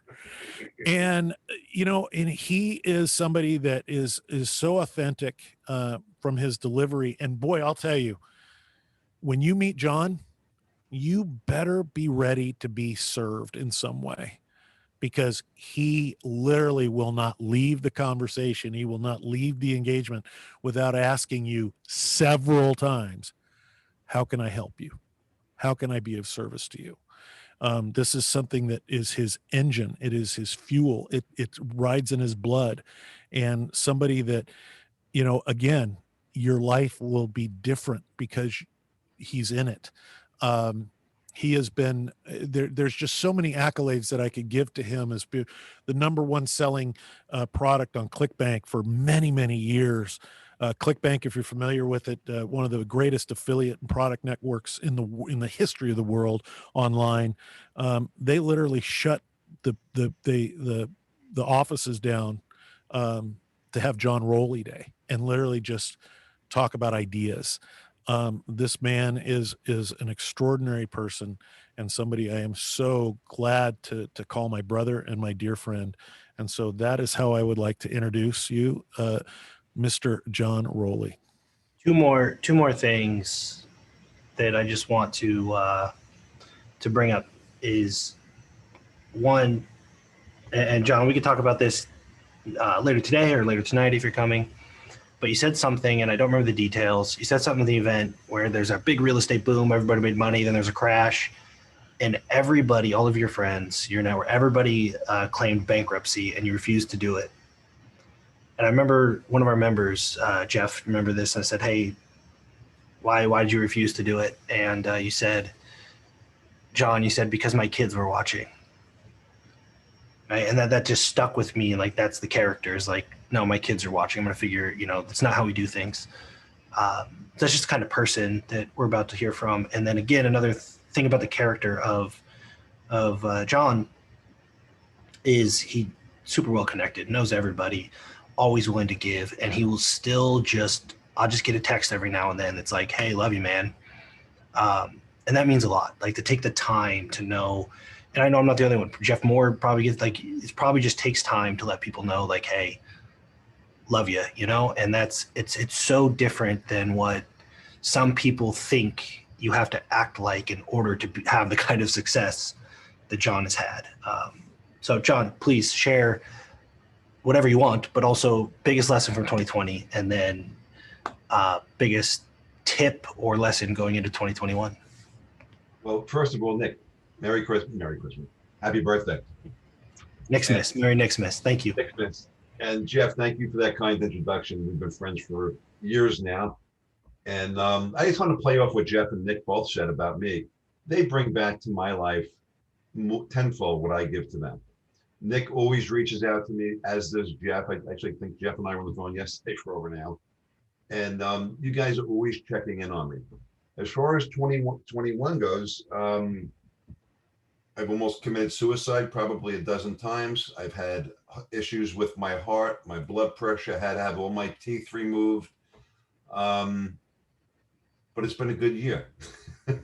I know that sounds funny, but it has. I got married in this year and to a wonderful girl. And we just bought a new house and got a new puppy. But the thing that this year has brought to me was a real gift. It was really getting back to my roots and being true to myself. I've had to reinvent myself over several times, from a janitor to real estate, from an athlete to a janitor to real estate, from real estate to owning one of the biggest painting companies in the country, if not the biggest painting company, to losing that in 2008, becoming a best-selling author but not making any money, and then finally hitting it big as an internet marketer. But the thing for me is I've always, my whole life, refused to compromise. And I kind of feel like over the last couple of years that I didn't necessarily compromise, but I also wasn't being fully myself with the books or products that have come out, simply because I wanted to do it the way everybody else does it on the internet. I've been fortunate to have amazing partners, like John Benson has written my sales copy in the past, and still has. David Deutsch, John Carlton, Jeff Moore, Perry Belcher, these, Jay Abraham, they're all very, very good friends of mine and have contributed to my life. But the one thing for me I want to do is I want to get my message across. In fact, just yesterday, I was talking to my son about a new program that we've got coming out. Actually, it's a supplement. And they want to do a VSL, have me write it, but not have my voice because they don't want my voice because I've got a New York accent. And you know what? I'm tired of that. I'm tired of me having to fit myself into the mold of the people who are helping me with my business, just to make more money. Because quite honestly, I've done pretty good with my voice. I've done pretty good with my look. I've done more TV than any voiceover expert they're going to hire for me. And I'm just not willing to play the game anymore. And for this year, it's been a tough year for me personally. I've spoken to a couple of people in this group that have gone through challenges. I've gone through MDMA therapy, which has saved my life. I probably would have killed myself without it. And Nick, you had mentioned me always being cognizant of my children watching. Well, my children were calling my new wife and telling them to have me institutionalized. That's how bad I was. And I didn't like my children seeing that in me, but I just didn't know how, for the first time in my life, I didn't know how to hide my pain anymore. And this year in 2020, I'm watching a lot of people go through a lot of pain, whether it's because they're isolated, because of the way the political system is, because of, businesses being shut down. I'm fortunate. My business has done better this year than it has in a long time. Businesses being destroyed. There's a lot of pain out there right now. And I think people like us are in a position to not only entertain, but bring solutions to people for their pain, bring solutions to people to, when people look at me, they see me drive around a Maserati, they see the house on the hill with the big executive house, they see the opulence, they see, and not that I'm very opulent, you see how I dress, but they see the results, or they see the rewards, but they don't see what went into that. They don't see the business failures. They don't see the times and times again you've had to try over, pick yourself up. They haven't seen the near bankruptcies that were just avoided simply because of refusing to give in. And I don't, Jeff, I don't know. I mean, Nick, I don't know if this is going the direction you want to go. You want to ask me any questions or? Please. No, I mean, so I think what we're going to do is, this is phenomenal. Actually, I love every time you just go. I'm not trying to be motivating here. I'm trying to be real. Yep. I've done my motivational speeches on the stage, and I get paid a lot of money for doing that. But with this group, and always, I try to be as real as I can. I didn't mean to interrupt, Nick, but I just want to be real and transparent. I don't want to put on any airs. What's the, and I appreciate that. That's why I love having you at all these things. So 2020, biggest lesson. What would you say? It sounds to me like really, I think, I'll tell you what I think. I think the whole idea of I'm not going to fit in this box to make more money. I totally understand that. I actually think you will make exponentially more by being you. I do too. Nobody else can understand that, and you're going to have to say, haha, told you so, but that's how it goes. So 2021, what does 2021 look like for you, and what is the lesson that you could share right here that you're going to carry into next year? Well, the first thing for me is, like I said before, just being genuine. I try to be genuine, but I'm going to be more genuine. Second thing is I'm going to focus on the things that I'm passionate about. I've made enough money, and believe me, I like to make more. But the two things I'm really passionate about are getting my messages out to the world. And I don't need to do TV to do that anymore. I used to do a lot of TV. I don't really feel the need or the desire to do that and be traveling around the world. And honestly, doing television costs a lot of money. Usually, when I'm doing TV, it usually costs me about $400,000 a year between the PR company and traveling.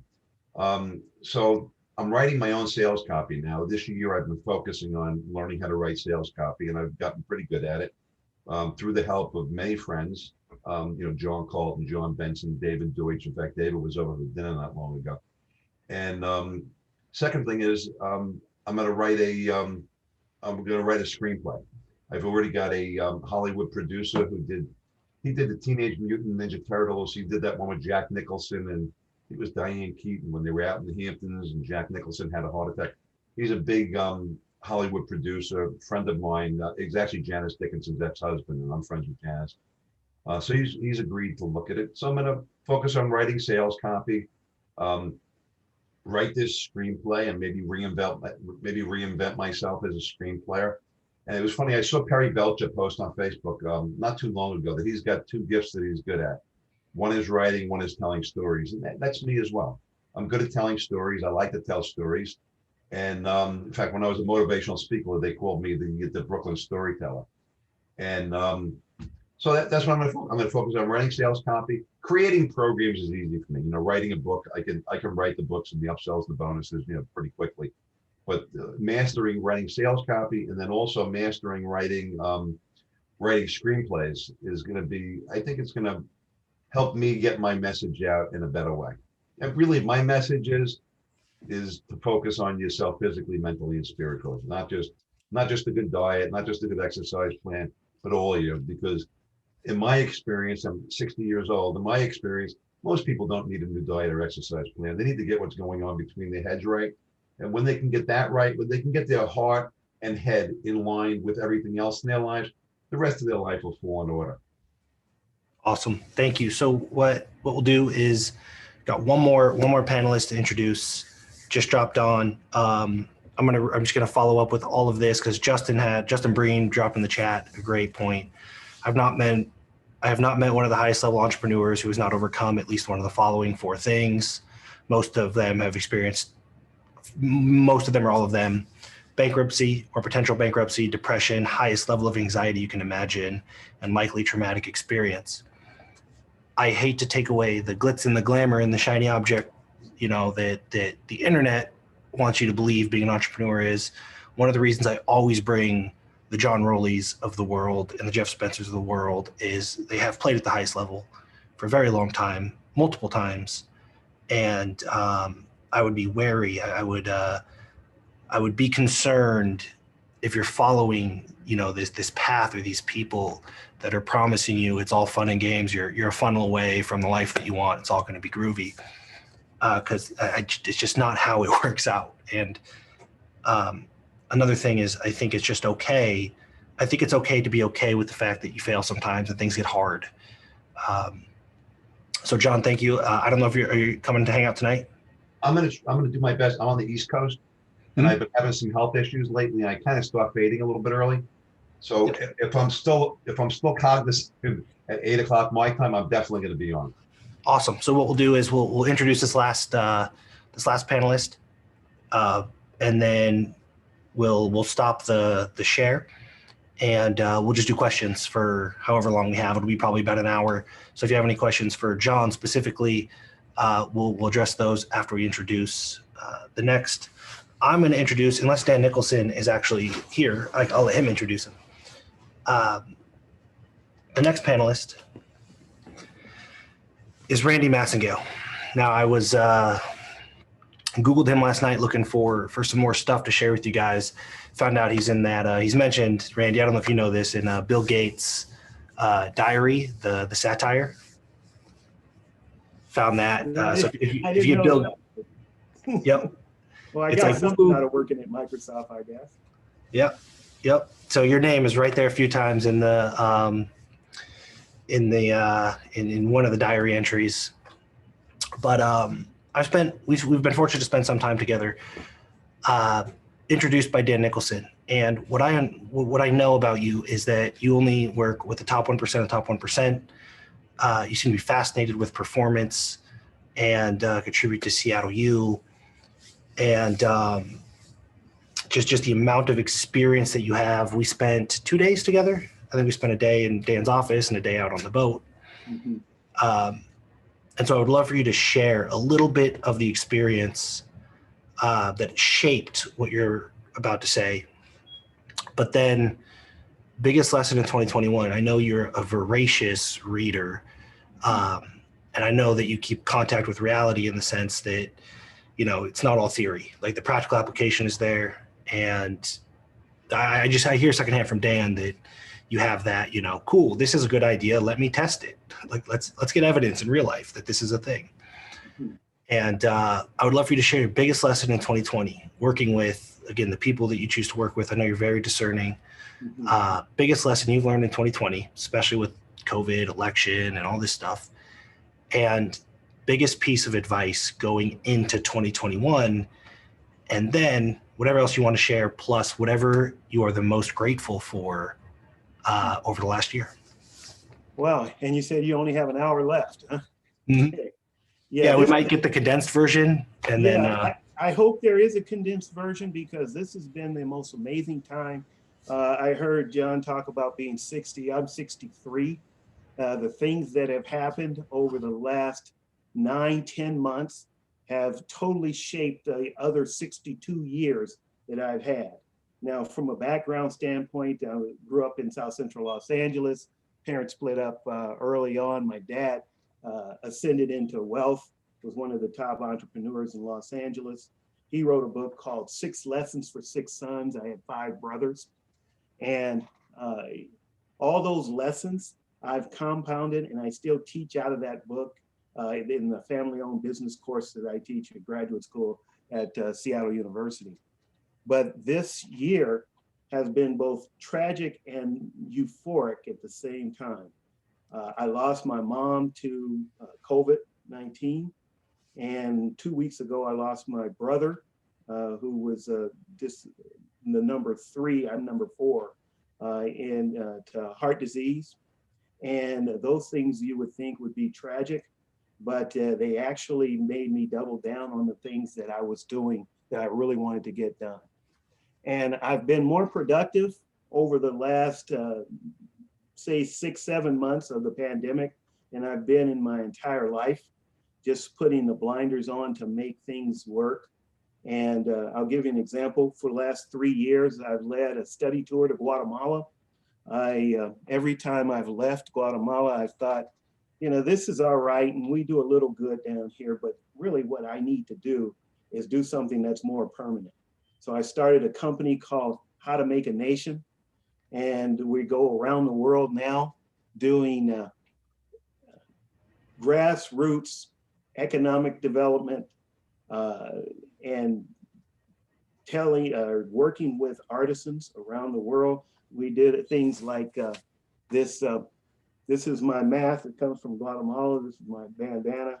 This is one of the masks that we sell on How to Make a Nation. Also expanded to Paraguay and soon to be South Africa. And this is all in a matter of 6 months. Okay.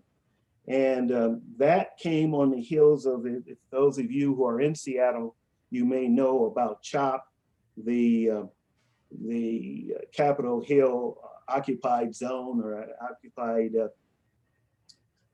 there. This is where after the George Floyd killing, and then people just had all this energy and animus and everything, and they poured it into the streets of Seattle. It was a really harrowing time. I have a son who happens to be a musician. He's probably arguably in the top musical group in Seattle. And they played at CHOP for 6 straight nights, trying to make sure things are calmed down. They played in the midst of tear gas, in the midst of rubber bullets, pepper spray, all those things. And they still continued to play music.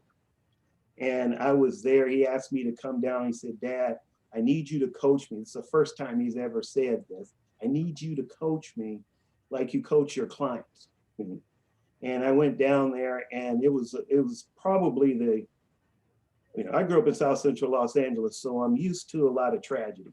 Unfortunately, I don't put that as a badge of honor, but I saw a person try to ram the crowd with their car, get stopped by a guy who punched him, and then the guy with the car shot him. And so I'm standing there when all of this stuff happens. Everything, pandemonium breaks out. People are running everywhere. I tell my son at that time, just like I used to tell him when I was coaching him in basketball, next play. You can't get hung up here. You got to take control of this, get back on stage, direct this crowd, get the police in here, get the paramedics, and let's get this wounded person out. And at the same time, you and the band have to continue to play to mollify the crowd.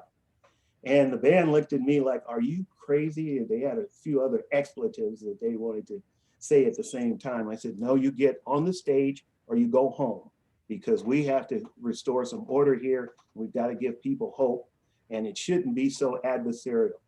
Well, out of that, this is the last thing I'll say, then you can get on.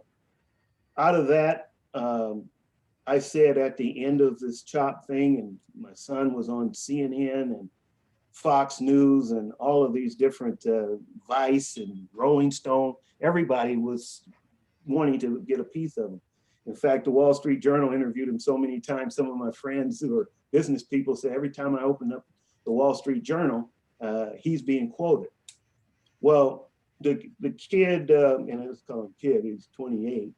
I said, after the end of all of this, I want you to go away with the band, and I want you to get this, just go on retreat, and I want you to get all of this out. All the things that you saw, the people that died, got shot, pepper spray, all of that. And they came up with, I think, what is a brilliant album. It's called 12th and Pine. That's where all the activity took place, right outside of the police station. And it's based on all the experiences that they had when they were playing at CHOP. A very prominent producer, the guy that did the first Nirvana album and the first Soundgarden album, called him and said, we want to produce you, we want to produce this album. And so his name is Jack Adino. He is, he's got a Grammy, all this kind of stuff, and he produced their album. And it's garnering acclaim. Since it came out in October, it's garnering acclaim, worldwide. Their next, it cost me a fortune in these videos, okay, because they have all these Hollywood. John was talking about being a Hollywood producer. We got all these Hollywood videos and things that are in the can now that are being released. They've got a lot of acclaim. And then the thing that is interesting about this whole thing is that they have applied for and have the application in and being evaluated for a Pulitzer Prize. And we'll probably know in Q1 sometime whether they're in the finalist stage and where they are in the running. So that's all happened this year. I couldn't have made this stuff up, okay? And although I miss my family members who passed away, in order to honor them, I went to school, and my family went to school in Los Angeles at a pretty prominent high school called Crenshaw High. You know that from a lot of the athletes that have come out of there, everybody from Darryl Strawberry to Marcus Johnson to some of the new people that are playing in NFL, Brandon Mebane, some of those people. But we're going to do a teacher support fund so that teachers don't have to come out of pocket for supplies, or if they want some other enrichment activity, that they'll have money available to do that. So that's what's been going on. And talk about 2021. And every year I pick a theme. Every year I pick a theme, and I'm going to manage my life to that theme. And so this last theme was I wanted to run a company, okay? So I did the How to Make a Nation, but then I didn't know I was going to run two, because our entertainment company is called Papa Randy Enterprises. And that's basically built around Marshall, my son, and Marshall Law Band, and all the different things that they do. So there's a documentary that's out. There's a novel, a graphic novel that's out. There's also a bunch of videos and music, and they've got this float, okay, a parade float, because you couldn't play in venues. So they've taken the parade float that they call the Jelly Bean all around the city and have been playing on the Jelly Bean this whole time. And it's been covered on the news and in the newspaper. If you look at the Seattle Times from yesterday, you'll see them on the front page talking about 8 things that were small but good that happened in Seattle this year. And one of them was the Marshall Law Band and what they've been doing. So let's talk about 2021. And I gave it a lot of thought, and these things you don't take lightly, because you've got to stick with them no matter what happens, irrespective in your life. And all the things that I went through, losing family members, seeing people get shot in front of me, seeing people pepper sprayed, gassed, seeing the Proud Boys that said they were going to come and shoot my kid, and costing a lot in security and stuff like that. All of that, I realized one thing about myself, and that is I am the way that I am. I will walk and talk my message irrespective of the consequences. So with that in mind, 2021 will be the year of doubling down. I'm doubling down on all of my initiatives, doubling down on what I'm reading, doubling down on my fitness.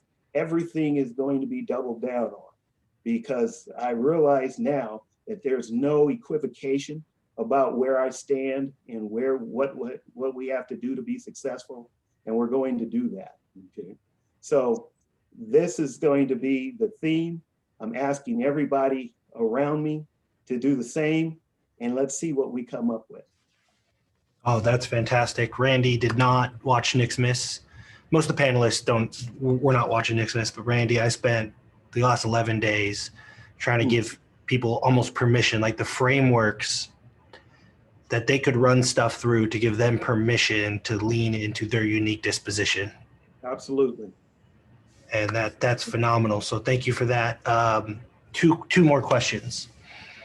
Because the very last day of Nicsmas, so for the 11 days leading up to this, I just shared all my experiences from last year, connecting with people like you, Dan, so on and so forth. And the very last day was, hey, look, if you want to attract the top 1%, you got to act a little bit different. You got to be a little unconventional, maybe steal your language, be a little eccentric. Mm-hmm. And you only work with the top 1% of the top 1%. And I just happen to know that one of the people you work with is Dan Nicholson. Absolutely.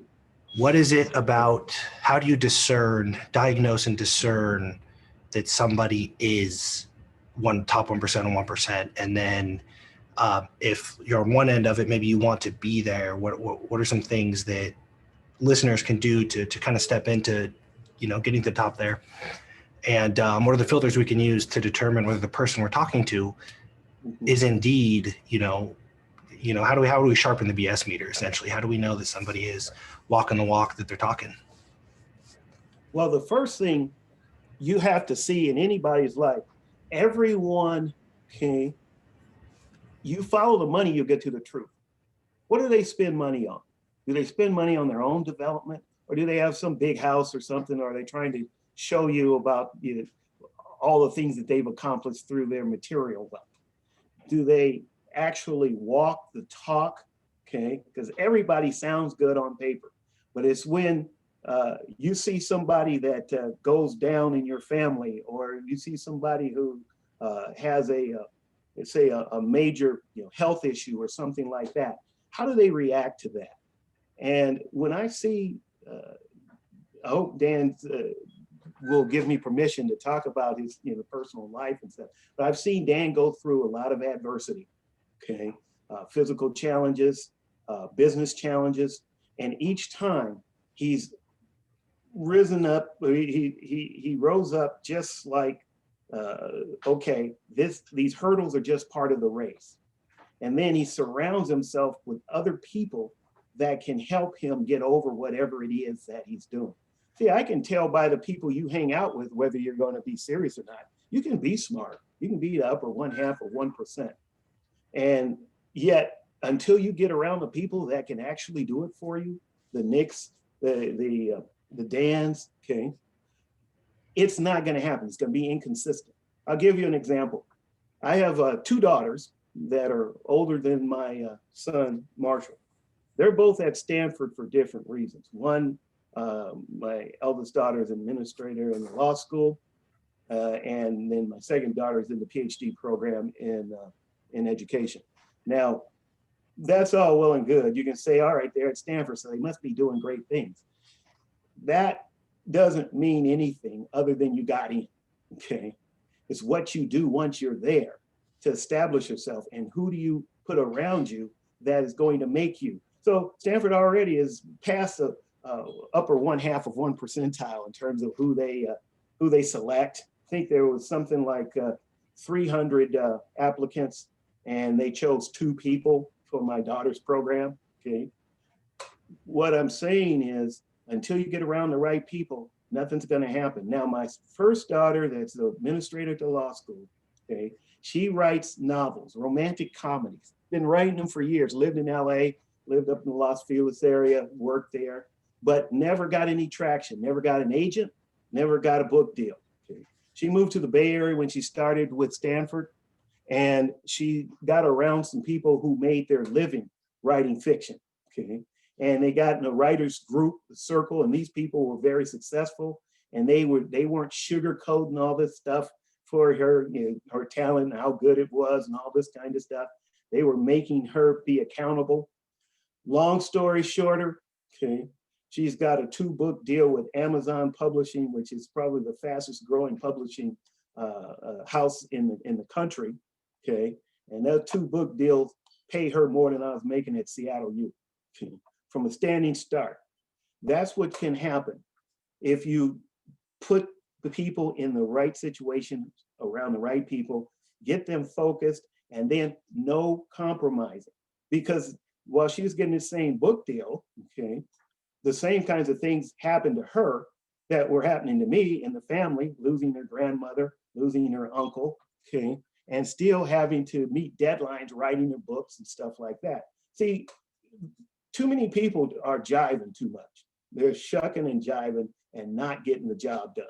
They're talking about what they're gonna do, and especially growing up in LA and being around the entertainment business virtually all my life, everybody's got a script. Everybody's got a this or that, or they're auditioning or doing that kind of stuff.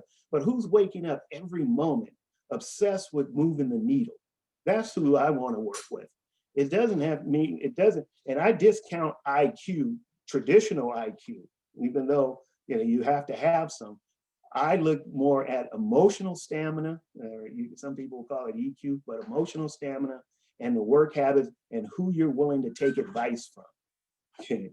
And once I know that, then I know whether you're going to be in the upper 1/2 of 1 percentile. It's just, it's like clockwork. It's going to happen. So when I see Dan and I see that he is willing to make some very tough calls in business, okay, about who he'll work with, and he's willing to cut losses when things aren't working the right way.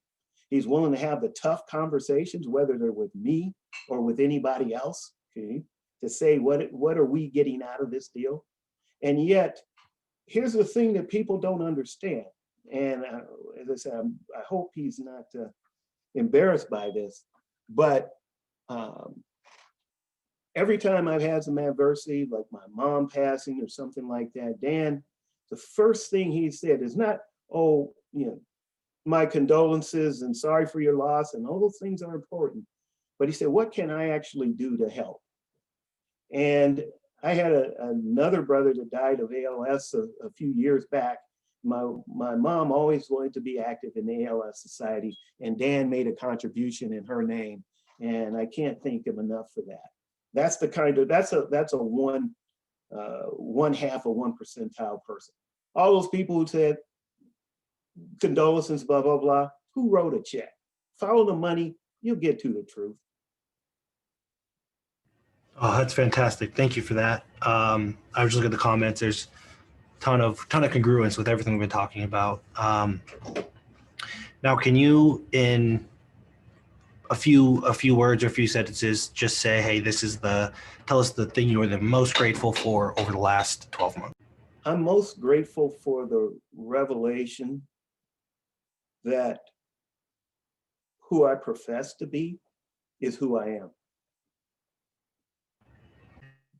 If you learn that way before you get my age, that's what I'm most thankful for. That's it's so for my birthday. It's my birthday today. That's why we're doing this. Blah blah blah blah. I asked Dr. Lyon. She said, "What do you want me to say?" And I said, "Just share your gift." She said, "But it's your birthday," and said, all I want is for people to have the gift that I have, which is the Randys. I get you mostly secondhand from Dan, but the Randys and the Jeff Spencers and the Jeff Moores that are, 50, 60, 70. Mhm. And, hope that some people that are here and that watch this replay and are in our world don't necessarily have to touch the stove. They say, Randy touched the stove. I trust him. Thank you for that. So thank you for that. And what we're going to do now is I'm going to make sure that we're not streaming anywhere. If you want to join the Zoom, nicsmas2020.com/VIP. And all I'm going to do here is share some commonalities, wrap Christmas into what we just, or Nicsmas into what we just talked about, and then we have about an hour of just roundtable. If our panelists are coming in and out because it's a Monday and they have lives, but any questions you have, drop them in the chat, not in the Q&A, or drop them in the Q&A, not in the chat. And you can call out anybody, and including me and Jeff Moore. Jeff Moore, actually, I would like to hear your biggest lesson of 2020 and what you're doing in 2021. And then we'll roundtable just until noon Pacific. And then we're going to jump into Clubhouse. If you're around, everybody else probably has stuff to do, but you jump into Clubhouse, we continue the conversation. And then at 5 p.m., we're really going to go deep and kind of do our selfish asks. So Jeff, if you were here. Yeah. My biggest lesson for 2020 at first, and I've said this all along to you, that 2020 and all that's gone on was not a game changer, but an accelerant.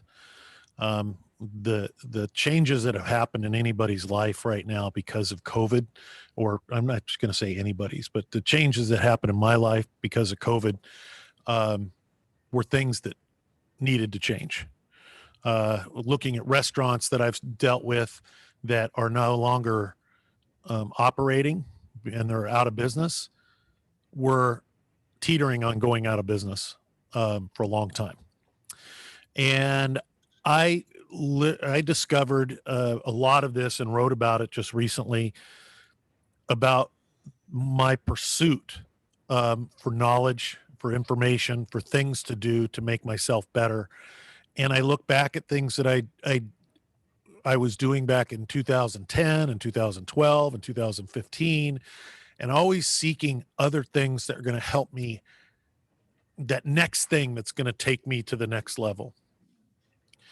And over the last several months, I have stopped looking outward and I started looking inward. And I know that sounds like a cliche, but it's very true that our inner world, our outer world is a reflection of our inner world. And going through Nicsmas and identifying and listening to you over the 2.5 years that we've known each other, use terms like profit priority. We need to simplify the message. I learned things at 56 years old that I wish I would have known at 26 and at 36 and hell, even at 46. And that was definitely about identifying the profit priorities in my life. What are those things in my life that are not the things I'm pursuing or shooting towards, but those things that I set out and they actually work as a magnet, pulling me closer and closing the gap. And the way you've simplified that aspect of my life, I get over the fact and the angst of not accepting this and realizing this sooner by turning around and teaching it to my children, but also acting as if, and knowing that with great certainty, by simplifying, identifying those very few profit priorities in my life, and looking not to add, but to sculpt my best self, and to only engage with people that are there to help me sculpt myself, such as yourself, Dr. Spencer, Jeff Spencer, John Rowley, even like Justin today, just talking to Justin, you have to elevate your game. You have to be your best self when talking to Justin. But I hate the words that sound like they're cliche because we tend to discard them because they sound so familiar. But for me, sculpting, going on like a detox and declutter program and process, and only being asking the question every day is, how did I adapt to the circumstances of today? And did I close the gap between where I am and where I want to be? Can you imagine that life is that simple? That progress in life is that simple? And it just has hit me. And it's not like a ton of bricks, but it's overwhelmed me with a warmth and protection and certainty that, and I'm like Jesse. I think that people are putting too much credence on a date of 2020 versus 2021. I think that we are going to be presented with new challenges in 2021 that are different than what we've seen in 2020. History will tell us so. But the person inside of me is somebody that is stronger, is more clear, more purposeful, more outwardly loving towards the people that I'm closest to than I've ever been. And I just want so badly for this new image of myself and this life that I'm leading now to start to materialize, that I'm trying very hard. And I'm so lucky I have good friends that talk to me about the difference between power versus force, and not to try and force things all along, but continue to do those things that represent the best of me. And you can't do that by adding more things. It's literally by putting more weight on the backpack, if you will. It keeps me from being more nimble. Another thing that I am absolutely doing from this day forward, whether it's 2020, 2021, or 2031, is in my notes and in my affirmations and in anything that I'm dealing with, I'm using the first person, and that's tough. And then lastly, I'm getting rid of the N word, and the N word isn't like we see in the media. The N word is need. There are certain things that we do need. We do need oxygen. We do need water. We do need to do things to become the person that we want to be. But there's nothing external that, beyond those essentials that we need. And so my wife and I go on these long walks. We just did, over the last 2 days, we've done probably 15 miles, and we just talk and we catch each other when we say, the N word. And it gives us power when we say, this is what we want, because now we're in charge. And those are just a couple of the things, but the most important thing is the simplification of, where am I? Where do I want to be? And what am I doing to close the gap on a daily basis? And then the only question I ask at the end of the day is, how did I adapt to the circumstances of the day? And it's just, it has been such a warming simplicity, that it doesn't make me scared. It doesn't make me anxious. It doesn't, scare, like the look in the mirror, none of those things. It has given me a sense of power that I know I've always had, and a sense of self that I know has always been in me, that I'm expressing now every single moment of every single day, and having a very positive dialogue with my better self on a daily basis. And the one thing you are the most grateful for in 2020? You got to pick one.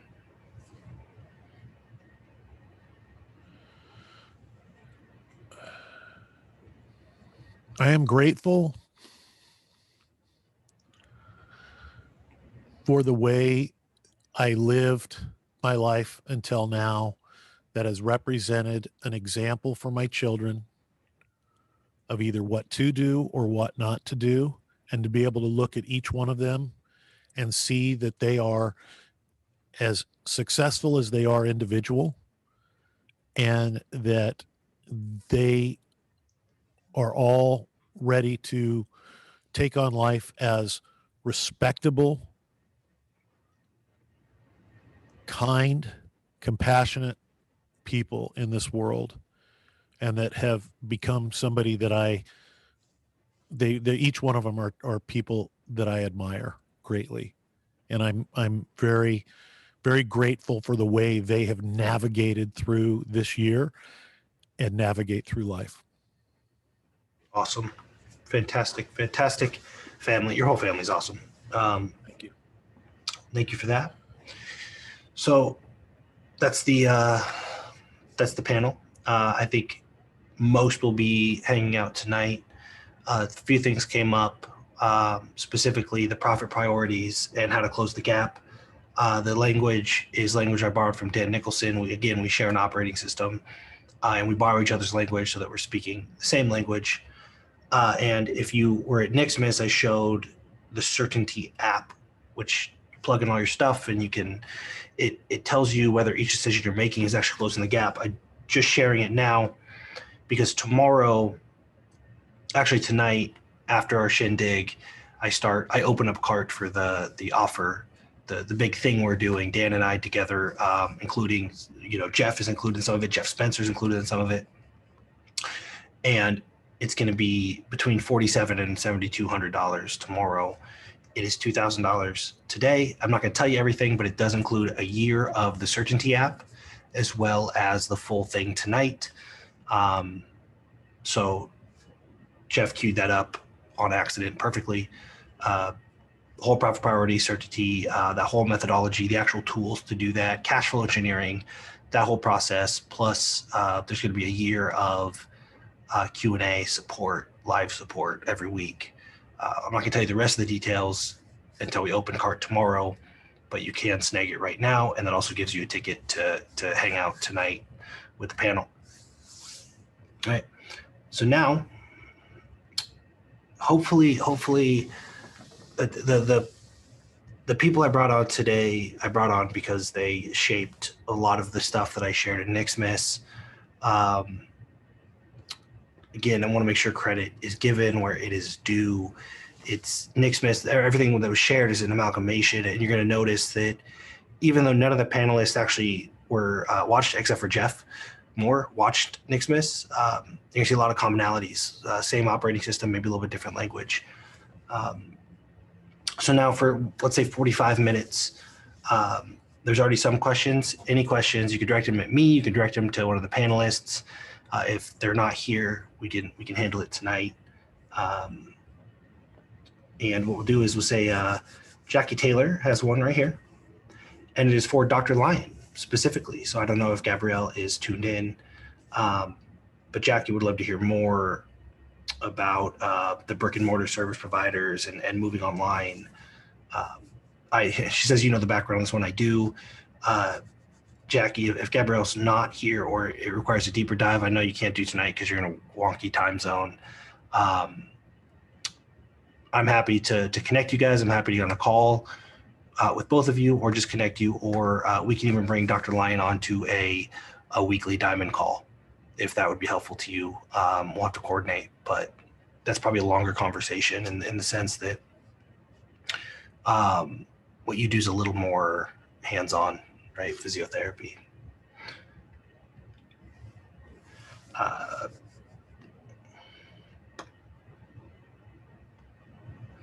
Jackie, I tell you what, as a big ask, we're going to save that for tonight. And I know you can't be there because of time zone. Do me a favor, if you don't mind, if you want to shoot a really short video saying, this is what I'm dealing with and this is what I'm going through. Jackie's been public about it, got diagnosed with cancer a couple months ago. I think we might have been the first people she reached out to and say, hey, what do I do about my business? And it sounds like you're going to do some stuff around that. So if you want to shoot a video I'm happy to share it tonight. So just, this is what I'm going through. This is what's happening. This is my ask. This is how you contact me. I'm happy to share that tonight. That would be fantastic.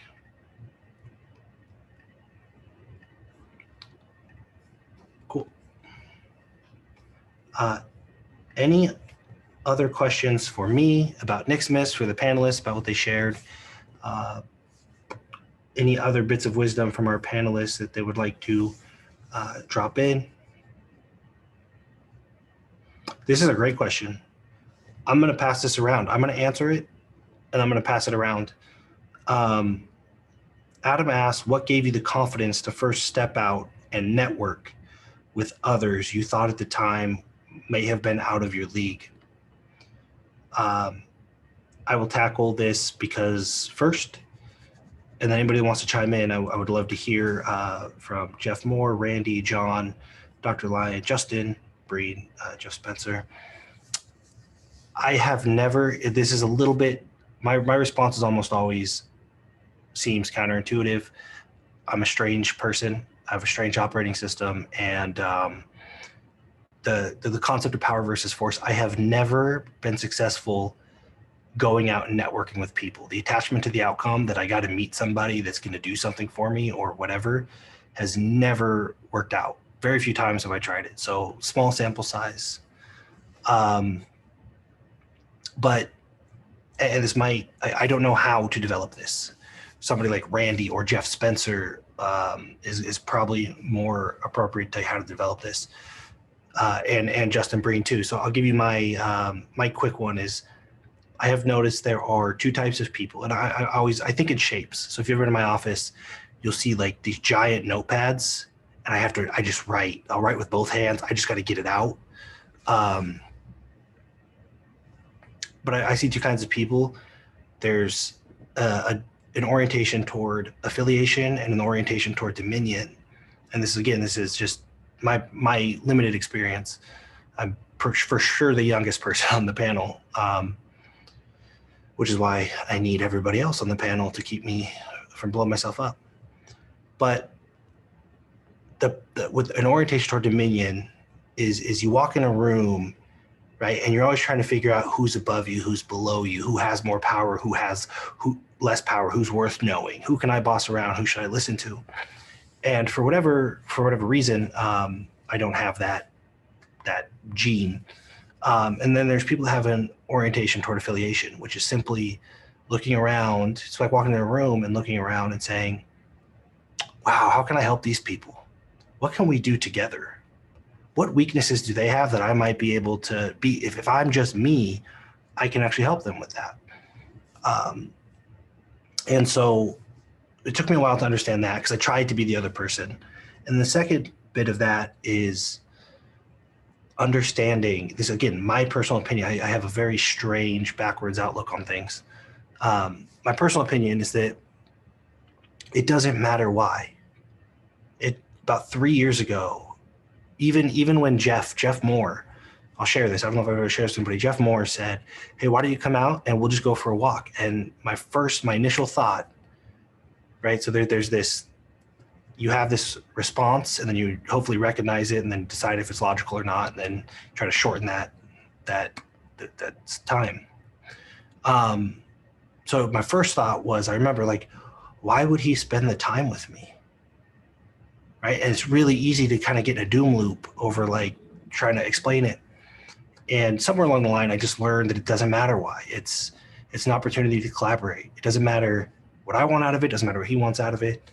I know the evidence tells me this person will improve the quality of my life just by being in my life. So there's two bits to me, is the orientation toward affiliation. Can you hold this until I'm ready?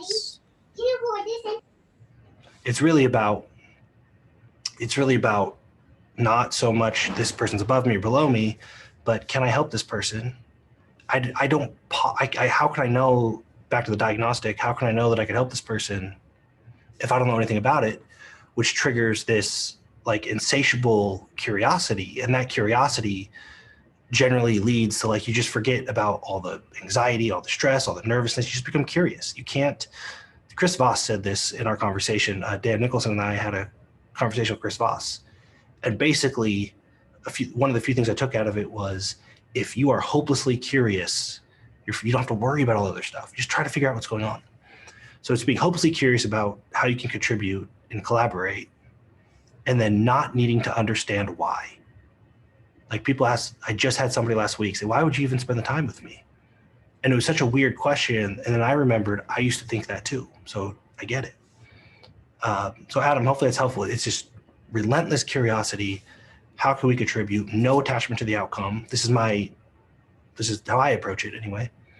And also, you don't need to know, it doesn't need to make sense. The reason why may be something that you don't understand yet, or you're not ready to understand, maybe something that your world doesn't understand. So it may seem really strange to you because the people in your world don't get it. I would just be open to not needing to know why and being hopelessly curious. Hopefully that's helpful. Justin, I know you had a bit on that, and love to hear it for Adam. Yeah. First of all, my 6-year-old's the youngest person on this panel. Okay, so you are not the youngest person. Yep. Okay, right. Okay, so also, Adam, I started my company 3.5 years ago with zero business background, and I was not always like this. And at the 2-year mark, I was going to these nudnik networking groups, and I'm like, what's wrong with me?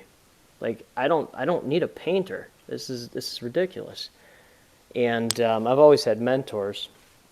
And one of my mentors is a coach in Strategic Coach, which is, I'm very confident saying it's the top entrepreneurial group in the world, led by Dan Sullivan, who's my hero. He's, probably the top entrepreneurial coach who's ever lived. So I've been in that program for 2 years. And then just from being in that, other folks told me about Entrepreneurs Organization.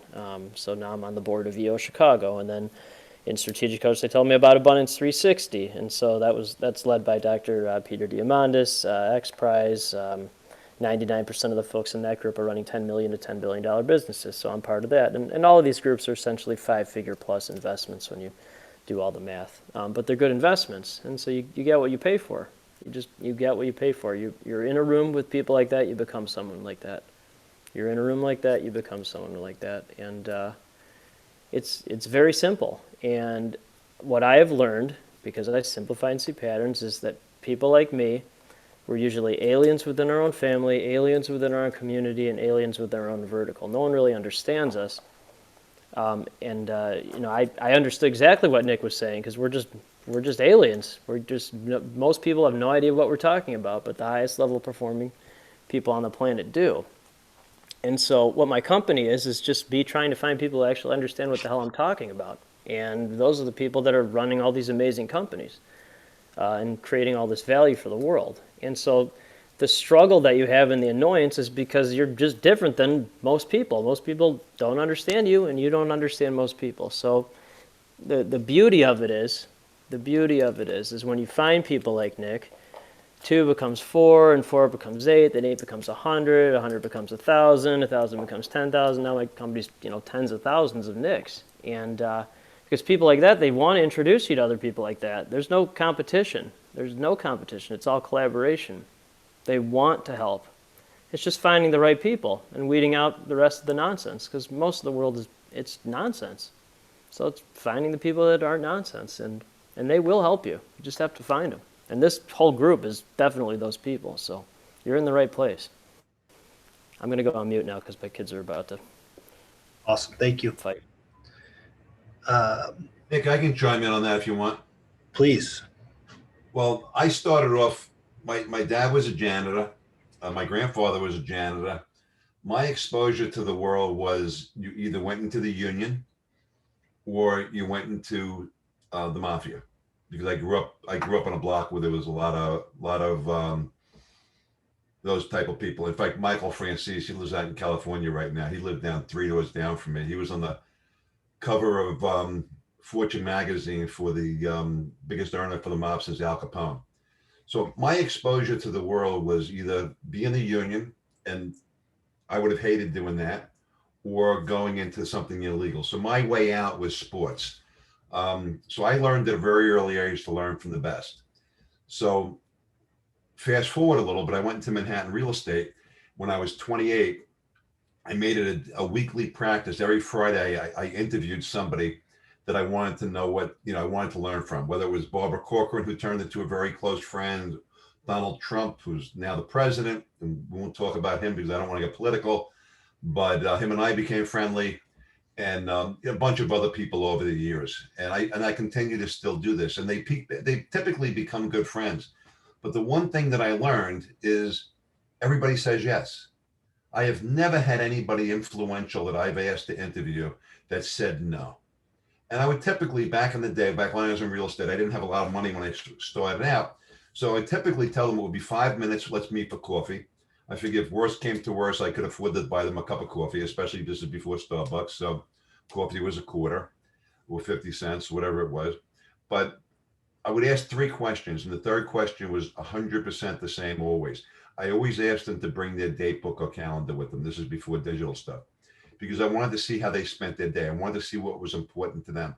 And I still do this today. I've got an interview going on, I think January 5th with all the top copywriters in the world. John Benson, John Carlton, David Deutsch, Stefan Georgi, Chris Haddad, the list goes on. I've got all these guys. And I'm just asking them the last question. I want to find out what their day looks like. Because if I can figure out what their day looks like, what's important to them, then I can implement that into my life. And I didn't do this out of inspiration. I did this out of desperation. This was my education. I didn't graduate college because I had a very big car accident. Plus, I was a crappy student anyway. But I found when you ask people sincerely, can I interview you? Can I find out what's important to you? And sincerely recognize their value, they're always going to say yes. Versus what I get today, 20 times a day, I get people on Facebook, they friend me, and then they do it. And then all of a sudden in my message thing, I find a pitch. People are always pitching. The key is stop pitching, be sincere, be who you are, and be humble enough to ask for help. People were always willing to help me. And again, I'll go back to New York real estate because I was not well known in the very beginning back there. I ended up running the Helmsley organization and being the youngest senior VP in Manhattan history ever. But I didn't do that because I was the smartest guy in town. I ended up doing that because I was the most honest guy in town, but I was also the best connected guy in town. Because every time I interviewed somebody, they became a friend. Or Harry Helmsley, I ended up working for him. Leona Helmsley, I worked for her as well. Barbara Corcoran wanted to be a partner with me. And that didn't start off because I was the smartest guy in New York real estate. It's because she trusted me and she came to like me. And the bottom line is ask people for help, but be humble enough to tell them that you need help, not be another big shot who wants to hook up with another big shot. Don't bullshit everybody because people see through that. And with social media today, it's so quick to turn people off. Everybody reaches out, they want to get together, they want to learn from you, and I'm happy to do it. But they give you a pitch, how you can help them. Well, I don't know you. I don't necessarily want to help you. I don't know you yet. Why don't you just reach out and say, hey, man, I had somebody, I don't want to mention names because I don't have permission, but I've had somebody on this call already reach out to me and say, hey, can we talk this week? And I've got a call with them tomorrow. I'm happy to do it. But I'm happy to do it when people reach out and are humble about it versus people pitching you. And on that, I'll stop because I know I'm rambling at this point. I'll tell you again, remember, none of these panelists watched Nicsmas. It was either day 10 or 11 where we said how to attract the people in your world that you want in your world. And everything you just said just echoes what we were trying to get across, right? Is if you have any reputation or you're known if you're known at all, you're getting pitched 24/7. The worst thing you could do is show up with another pitch. But I love the idea of asking for help. That's where a lot of the network that I built, Jeff Moore is probably similar, is first, seeking out at masterminds. We go to masterminds a lot of times just to get help solving our own problems. One last thing in closing. I think it was Justin who said he works with Dan. I've worked with Dan for years. I'm in his private group. I haven't gone to a meeting in probably 2 years because of my health, but I love those groups because everybody, regardless of who is in, Peter or whoever else is in there, these guys are brilliant and they're very, very successful. and everybody loves to share. In fact, I was sitting in a group one time, and Dan was having us do our personality tests or whatever else. And I came back, like number one on everything except for a quick start. And I was like, here, I felt like I was back in Catholic school again. Here I am, but I'm the dunce in the class. I'm only good at one thing. And Dan goes, no. He goes, look at Mike. Dan's was almost exactly the same as mine. And so were many of the other people in that room. So a lot of times when you feel like you're, like in school, I felt like a fish out of water. I needed to be in business. But when you get around other people who are similar to you, like Jeff and Nick and others, it kind of almost gives you permission to be who you knew you were all along. I knew I could never be a janitor. I knew I could never be in a union making the same amount of money as everybody else who worked the same amount of years as me. I wanted to live or die on my own, not because I stuck with something long enough. And being in groups like this around other successful people gives you permission to be successful. And on that, I'll stop. Thank you for that. That's why we invite this guy. Uh-huh. The man. All right, so here's a good question. For Jeff, assuming Jeff Moore. I'm here. Okay, you've had all these connections and been building this amazing language and life for so long. I also hear you say that you're making this shift in what you're learning from Nick and others now. How do you wrap your head around all the changes and say it's okay if it makes you uncomfortable? In this case, I see the golden ticket. That means that he bought something and he got a golden ticket from me. And the golden ticket is, which is part of this offer, is it's just a piece of paper. It says you have free access to everything new I put out in 2021. So that's a golden ticket, and it makes me nervous, but I'm so appreciative in being here. Hopefully this makes sense. Yeah, I think so. I want to kind of answer. They're kind of the same question, the earlier one that both Justin and John so eloquently answered. And I just want to share the development, as far as network, whatever you want to call it. I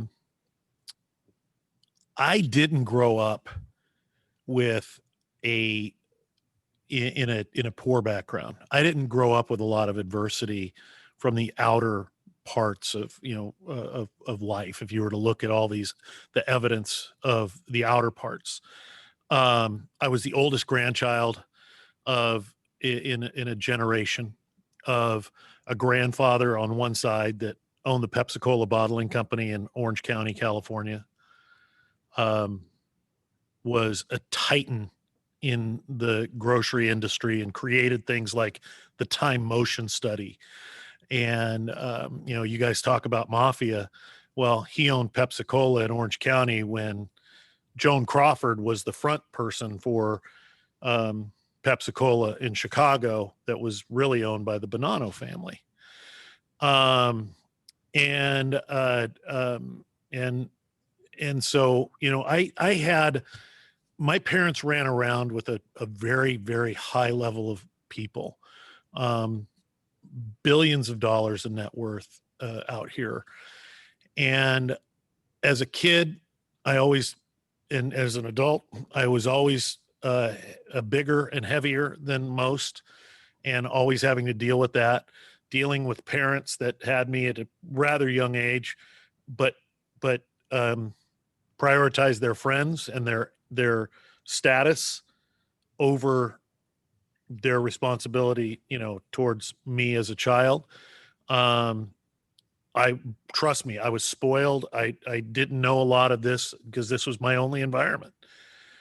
But I had a mother that would look at every time I walk in a room, she'd look from the floor to the top of my head with just a level of, oh, I got to tolerate this, it's just because I didn't fit an image. And that really kind of shaped something in me that made me very sensitive. And I was made fun of at school. With the last name Moore, it was very easy to call me moron. With being overweight, getting all those things. And so I could very easily have retreated back into myself and not been a very social person. But my parents, again, and their image and their friendships and all these people, I was involved. You didn't have a chance to not be involved. And so to capture the favor of my parents, I would always, be out there and involved with people. And I learned very early on, before I even knew what I was learning, that the most interesting person in the room is the most interested person in the room. And you hear John Rowley talk about this just a second ago. You heard Justin talk about this a little bit ago. You heard Nick talk about it.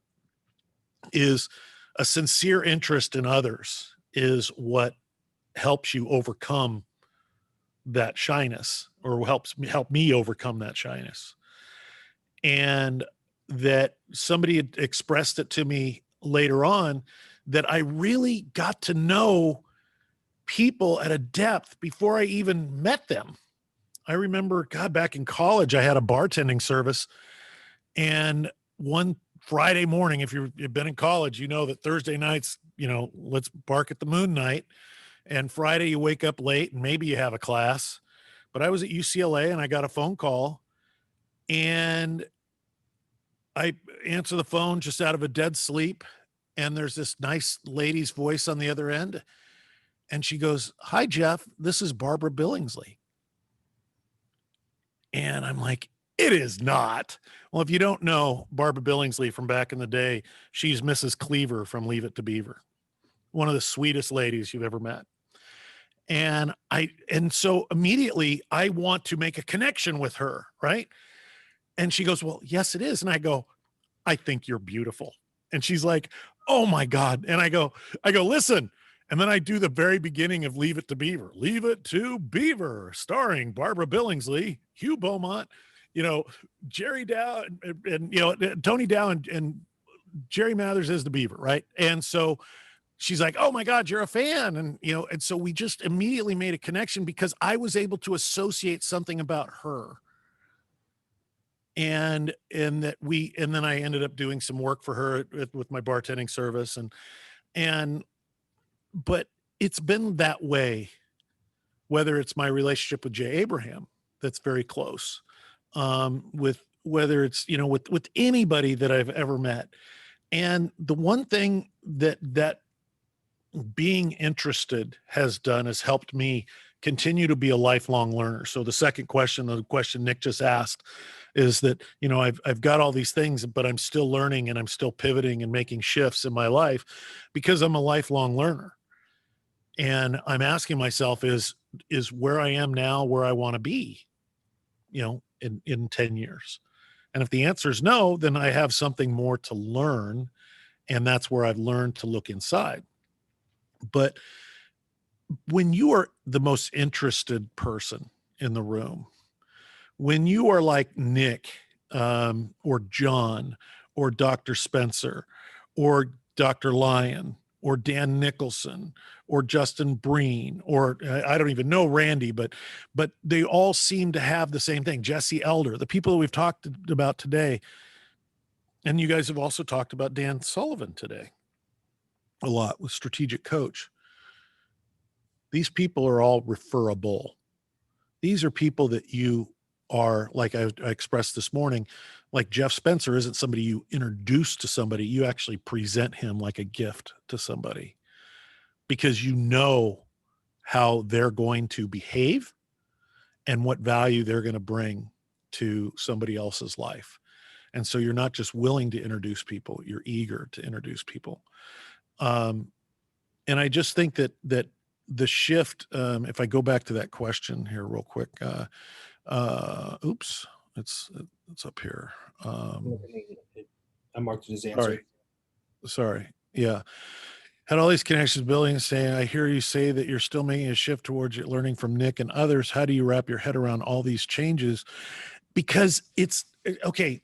You've heard me use the term sculptor. It's not, these things are not like changes and additive changes. I'm literally taking the things off that don't represent me. I'm getting rid of those things. Right. And so that's where it, right after Nicsmas Day 7, I thought about it during Nicsmas Day 6 about what's unique. And for a couple of years now, I've been like, how do you introduce Nick to people? Now I see Justin Breen say he's a genius, and I'm just like, yeah, he is, but that doesn't get it, right? And there's some for me, right? And it just hit me that it's like Nick is a sculptor. And he's not the sculptor in the way that you think, the big hands and the big chisel. He's the guy that's taking the fine taps away at the things that still exist within you, whether it's misconceptions or perceptions or just yeah, I guess, or anything else like that. And very carefully and uniquely carving those things away. So when I see myself after I've worked with Nick, and Nick and I used to every Saturday would have these stream of consciousness, get-togethers, whether we had a client in the office or not, and we just would share stuff that was on our mind. And every time I left that meeting, I felt elevated. I felt lighter spiritually. I felt more purposeful. And it was like, he didn't give me anything to do. We got rid of things. And that's where this learning for me is. Nick, I think that the important thing with the golden ticket and everything that Nick's offering in this offer is the first thing Nick's going to tell you: do not consume all of this. It's on the thank you page. Okay, great. And I didn't even see that, but I know that, right? And I can go back to Nick was introduced to me. We were introduced by Dan G, who's our partner at Mastery Mode. And Dan and I got introduced to Dan G back in 2011 as the Lean U with his program that he was when he was in residency. But he introduced us and said, all I ask is that the two of you guys record your call. Well, sorry, we didn't record the call,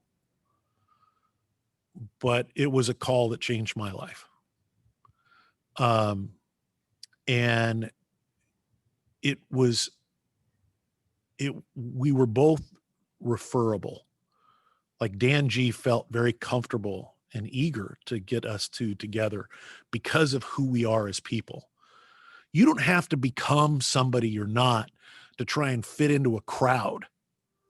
You have to be the best version of you that you're most comfortable with. And if you're interested in the people that you're going to be with, then that's all you need to walk in with that. You don't have to have some kind of accolade or medal or major achievement to be able to be able to fit into these crowds. You just need to go into it with an insatiable desire to learn. I can tell you, last thing, we'll carry this on because there's one more question and we got 19 minutes. Generally, going back to the conversation with Chris Voss and everything Jeff just said, if you're nervous, probably worried about an outcome. Because what are you nervous about? What if this outcome? What if that outcome? There's nothing wrong with being nervous, by the way. Yeah. Yep. It's just understanding. There's for me again. There's just a relentless curiosity to like, even what if something tragic happens? Like me personally, I'm so curious that I kind of like, what would that tragic thing be? Let's find out. So Brandon, we can deep dive on this tonight if you're around. I hope you can make it. Because there is an overwhelm that comes with the amount of stuff that's on the other side of that order page. So we'll work that. Last question here from Ben. Ben, I'm going to encourage you to jump on that offer. I tell you what, if you are in this right now, all panelist attendees, I'm going to drop a promo code that'll drop the price for you. I encourage you to get in there because we're going to directly answer this question of yours.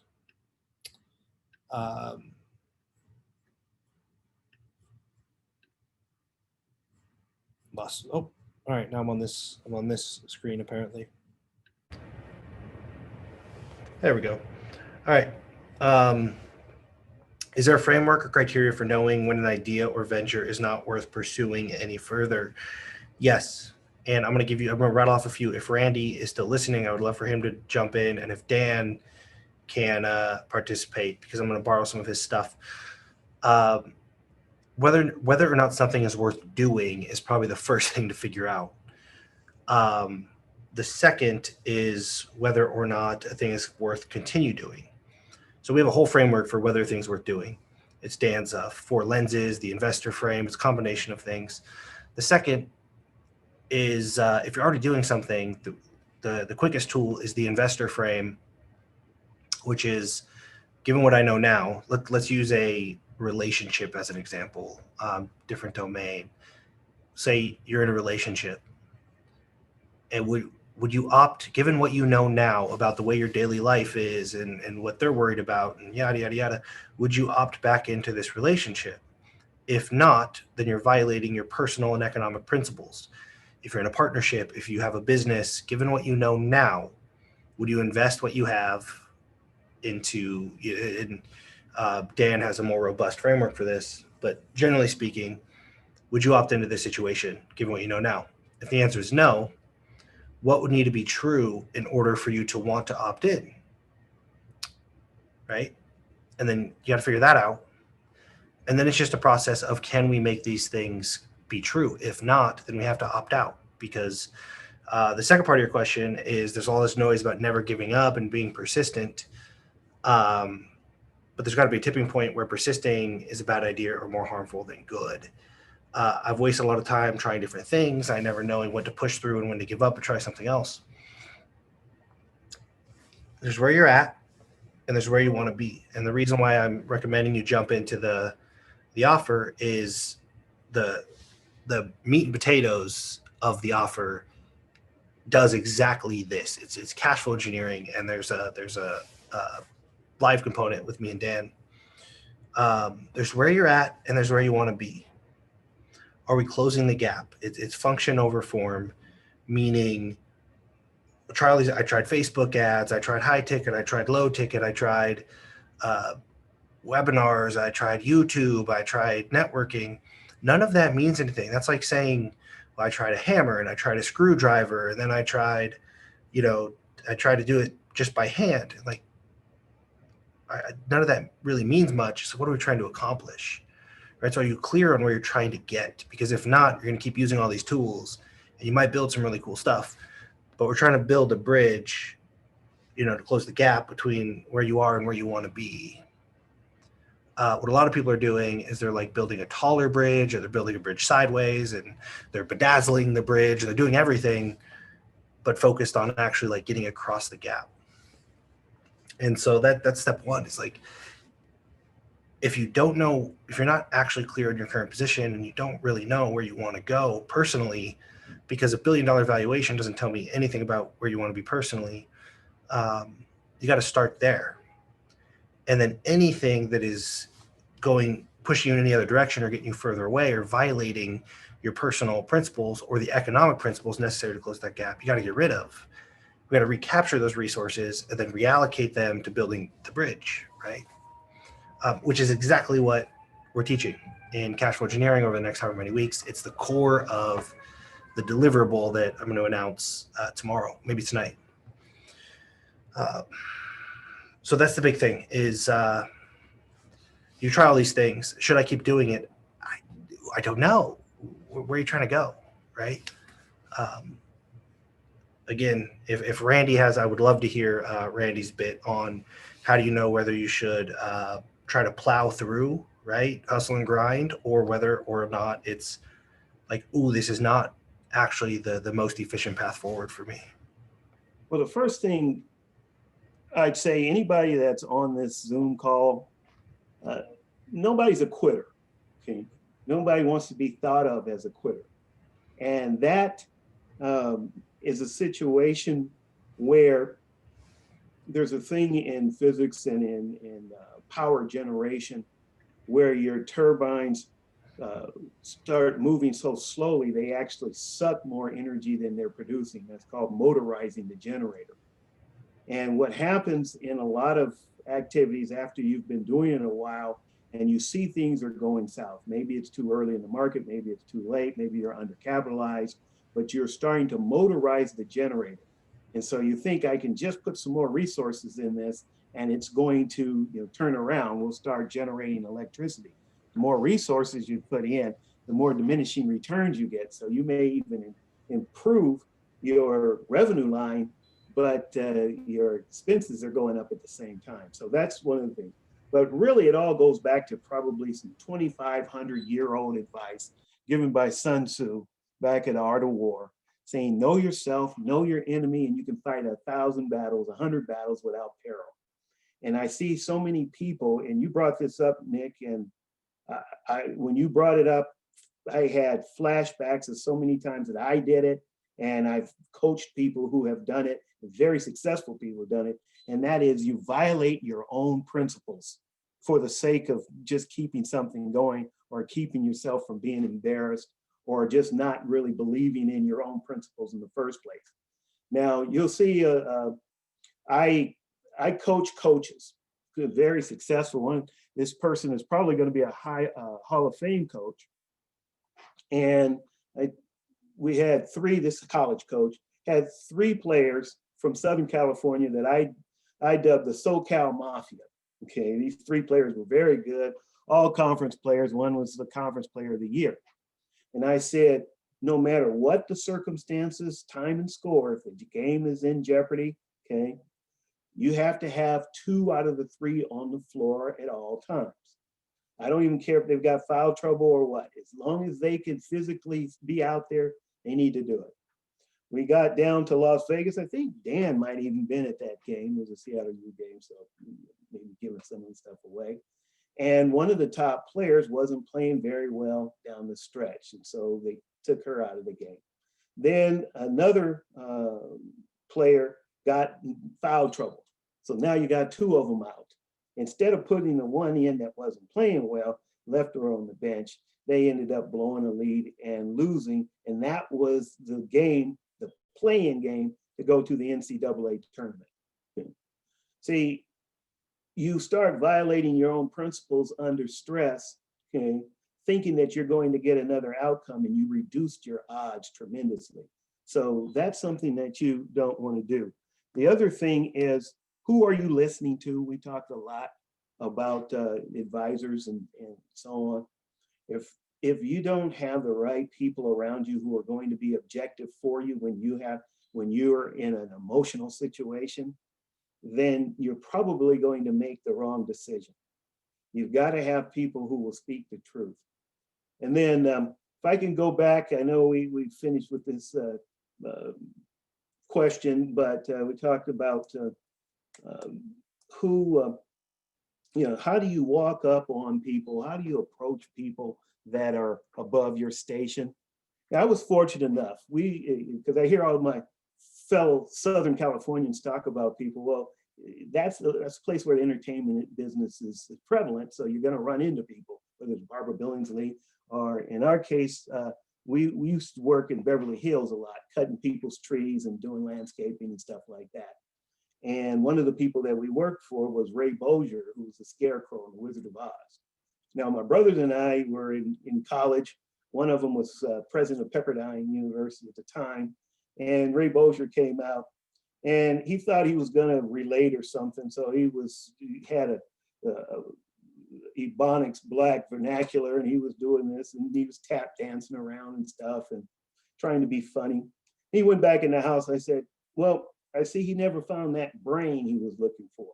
But the whole point of it is, the higher up the person is, the more they want to relate, the more they want some street cred, the more they want to show that they still have the common touch. Now, in his case, he probably didn't even know he was being offensive at the time, but I found that throughout. I don't care if it's Bill Gates, okay, or any of the other people. You meet with them and you say, wow, you thought this person's gonna be up here. They want to know, they want to relate, okay, just like you want to relate. So always, the final thing on that, and this is what I've told my kids throughout their lives, be yourself and keep moving. Awesome. Great. Randy, I'm so happy you hung out. Got a comment here. Wow, Randy, what an incredible answer. I agree. One of the biggest points I made in Nicsmas that I don't know how to articulate, and you guys did such a better job, is the concept of contact with reality. Is that just like the people up here, they're up here because they maintain contact with reality, right? Which is it's why they're accessible, and they're still like have their hands in things. And be very wary, my opinion anyway, is be very wary of somebody that doesn't have contact with reality, that transfers risks to other people. They have this advice, like they tell you to invest in something and they don't have their money in it, kind of thing. So that's one of the things that I'm always looking for. I didn't have the language for it until recently, but it's contact with reality. And again, phenomenal panel. Thank you guys so much. Here's what's going to happen. We're going to take a lunch break, but a different link. So it's a different link for 5 p.m. If you get in the offer, all the panelists should already have it. If you already bought the offer, you should have it. I implore you to come. What we're going to do now is I'm going to open up, Nicsmas2020.com/invite. There's a link to the clubhouse room. In about 10 minutes, I'm going to open it up, and we can just unpack things. If you need to take a break or you're tired of listening to us, it's fine too. But we're going to just be there. I'm going to be working. I'm going to be wrapping some stuff up, but I'll have it open, and we could just continue to connect, invite people. It's wide open, so you can invite people that we don't know, and they can join the conversation. And please share your biggest takeaway in the group. Thank you so much for hanging out with me for the first half of my birthday. We'll continue the rest after this and the panelists. Thank you guys so much. Please feel free to reach out and let me know, or you could reach out directly to them and just show appreciation. Do not pitch them anything, please. Hopefully that's obvious based on our conversation today. And we'll see you in the clubhouse, or we'll see you in the meeting tonight, the mastermind tonight. Best case scenario, I hope we see you on the other end of this offer. You'll be hanging out with me and Dan every Wednesday, every Thursday for a couple weeks if you choose to do that. So I'll see you there. Thank you guys so much. Let me read these chat here.